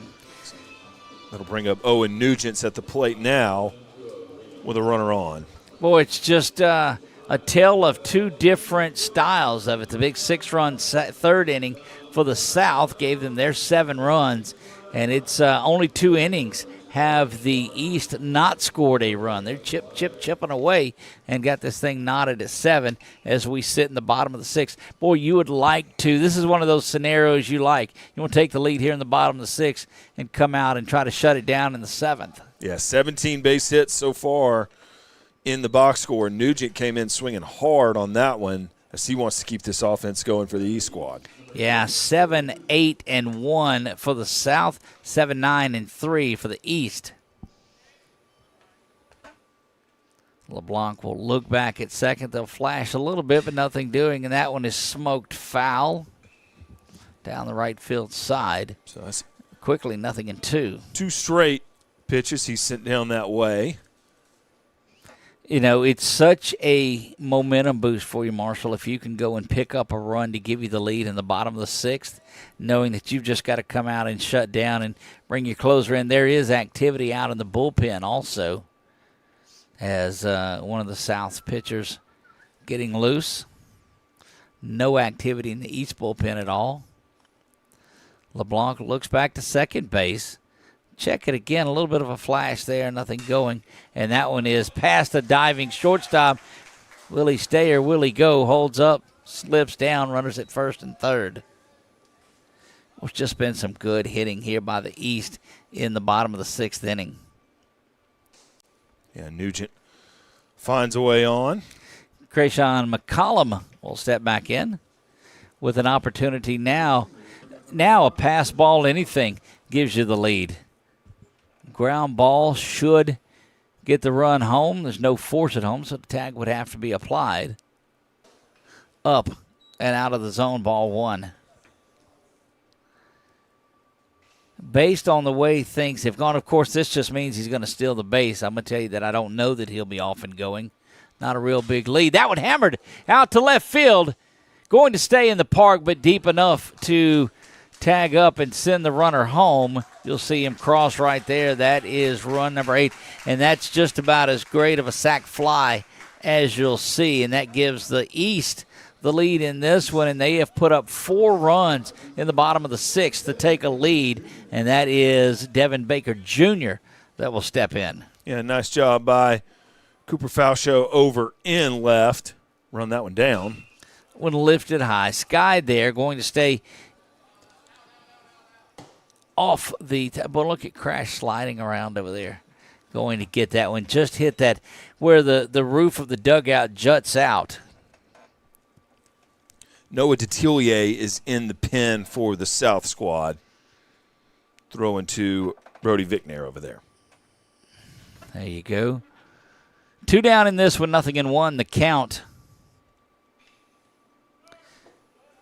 Off and going there, trying to keep things going. And that'll get the runner down to second base on that stolen base.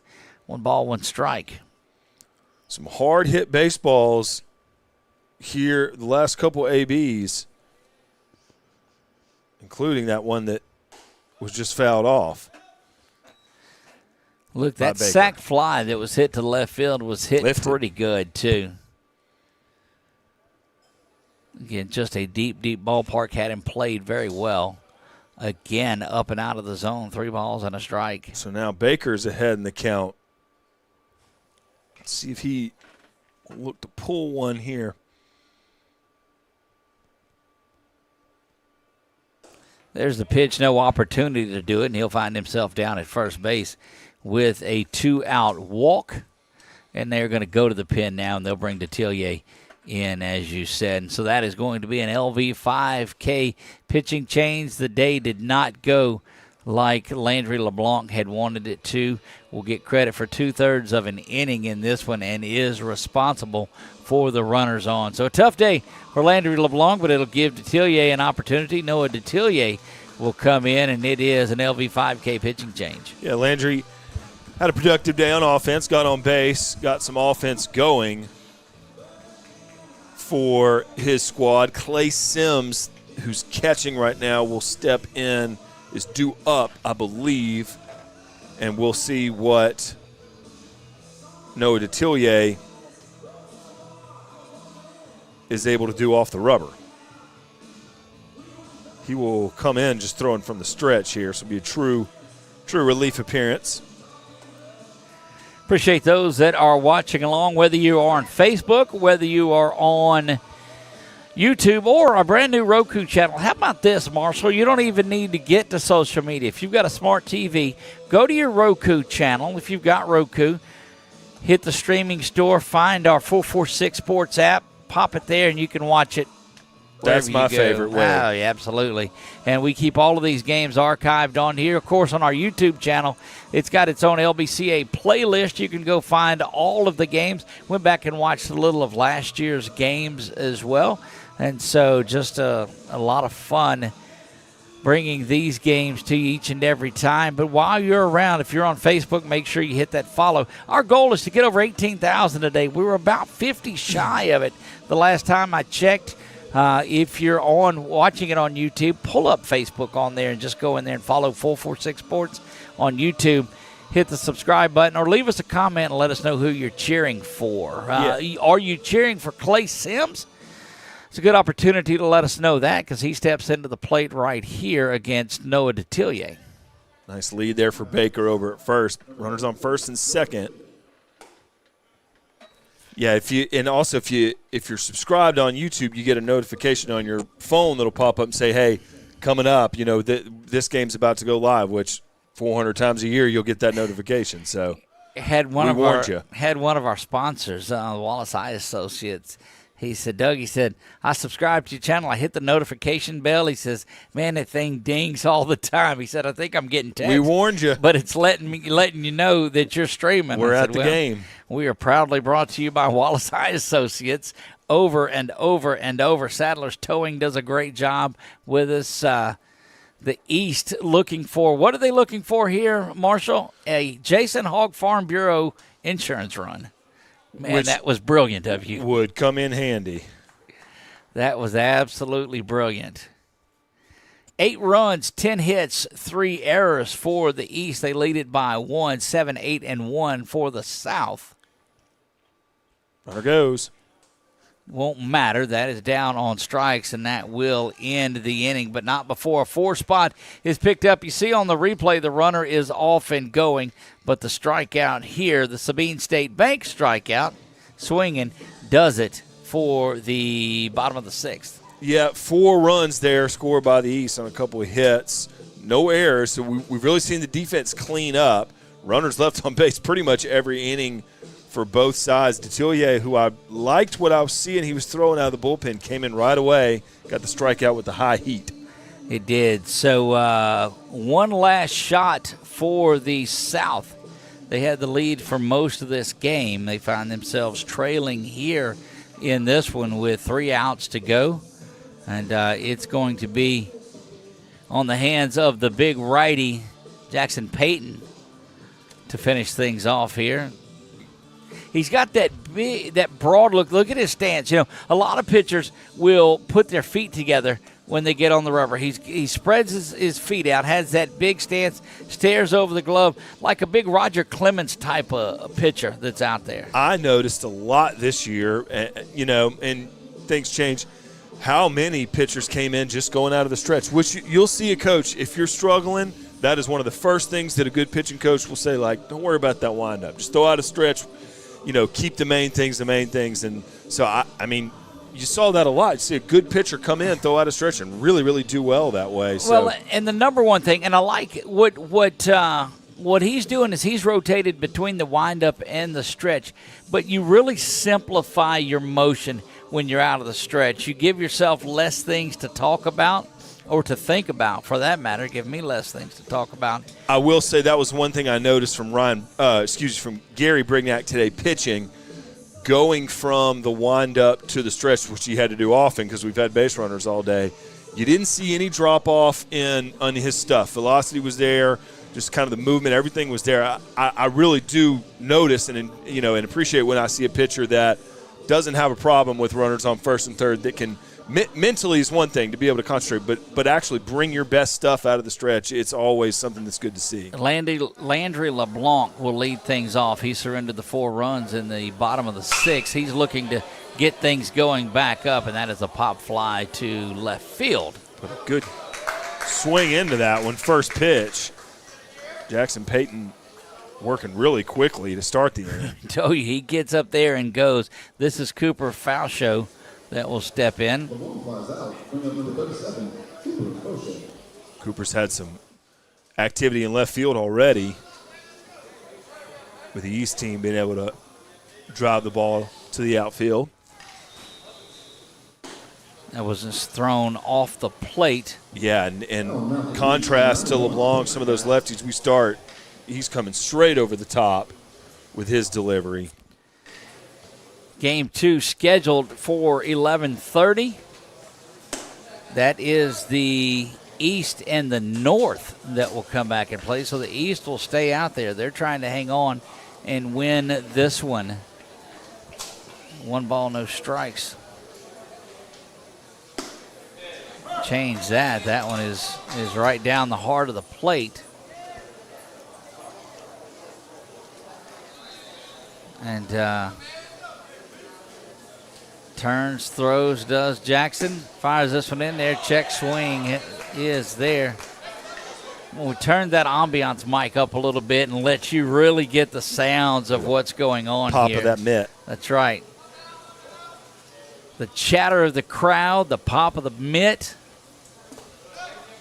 And that one misses low. Yeah, and you've seen full count out there, too. 3 balls, 2 strikes. Fans continue to stream in as the morning goes along. So we've got a good crowd here. They got a nice spot in the shade to sit and watch. They do, but that air just gets a little stagnant out there now. Good-looking pitch, and down on strikes he goes. We'll take a look at that one. That's Sabine State Bank strikeout. Well, if air conditioning is your thing today, stick with us. That's you can correct. Stay cool all day long in high definition. Opportunity here to get out of this one down to their final out, but who else do you want up there but Crash Menard to get a rally started for you? Jackson says, well, wait a minute, I'm not concerned about a rally starting here. Pumps that one outside for ball 1. So Crash might have started to square around for a bunt. 1-0, see if he tries again. Pulls that one over towards right field. Eats up the right fielder. He's going back. Menard bangs that off the Super One Foods sign. Will come in with a double. Stand-up double, and look, I'm telling you. Basically the exact opposite of what I thought might happen. Who do you want up there? Let's take a look at this one again. And you see Menard never checks up. He's hustling into second base. There might be a few high school parks where that one's over the fence. Crash put a really good pull swing into that one. gets that ball to the wall on one hop, I believe. Tying run in scoring position. Tying run in scoring position for number 39, Braden Fontenot. Fontenot will stand in. Menard, you know that he's going to try to get his way over to third base and get 90 feet away. A look back at Crash there, and that's an inside strike that just buries the black on that inside part of the plate. And when you're up on the box like that, as you see, his toes are both on that white line. That inside pitch, a big power pitcher, not afraid to come inside. They'll work him off the plate this time, it looks like. A little bit off speed there, misses for ball one. Fontenot's been working in the outfield today. This thing has gotten tense. There's a lot of drama in the LBCA. Big things going on here as we play top of the 7th. Yeah, hey, a big spot's a big spot. Doesn't matter Swung what kind of game through it that is. one. And 1 ball and 2 strikes. That's that inside fastball that he threw to him on the first pitch. He says, come on back with it. But if you're going to put your toes up on the line, you've got to be able to attack that inside pitch. Yeah, and I think that is just look at his pitch as he steps in. Yeah, we'll watch it inside here. And Jackson's going to step off, and he'll reset himself.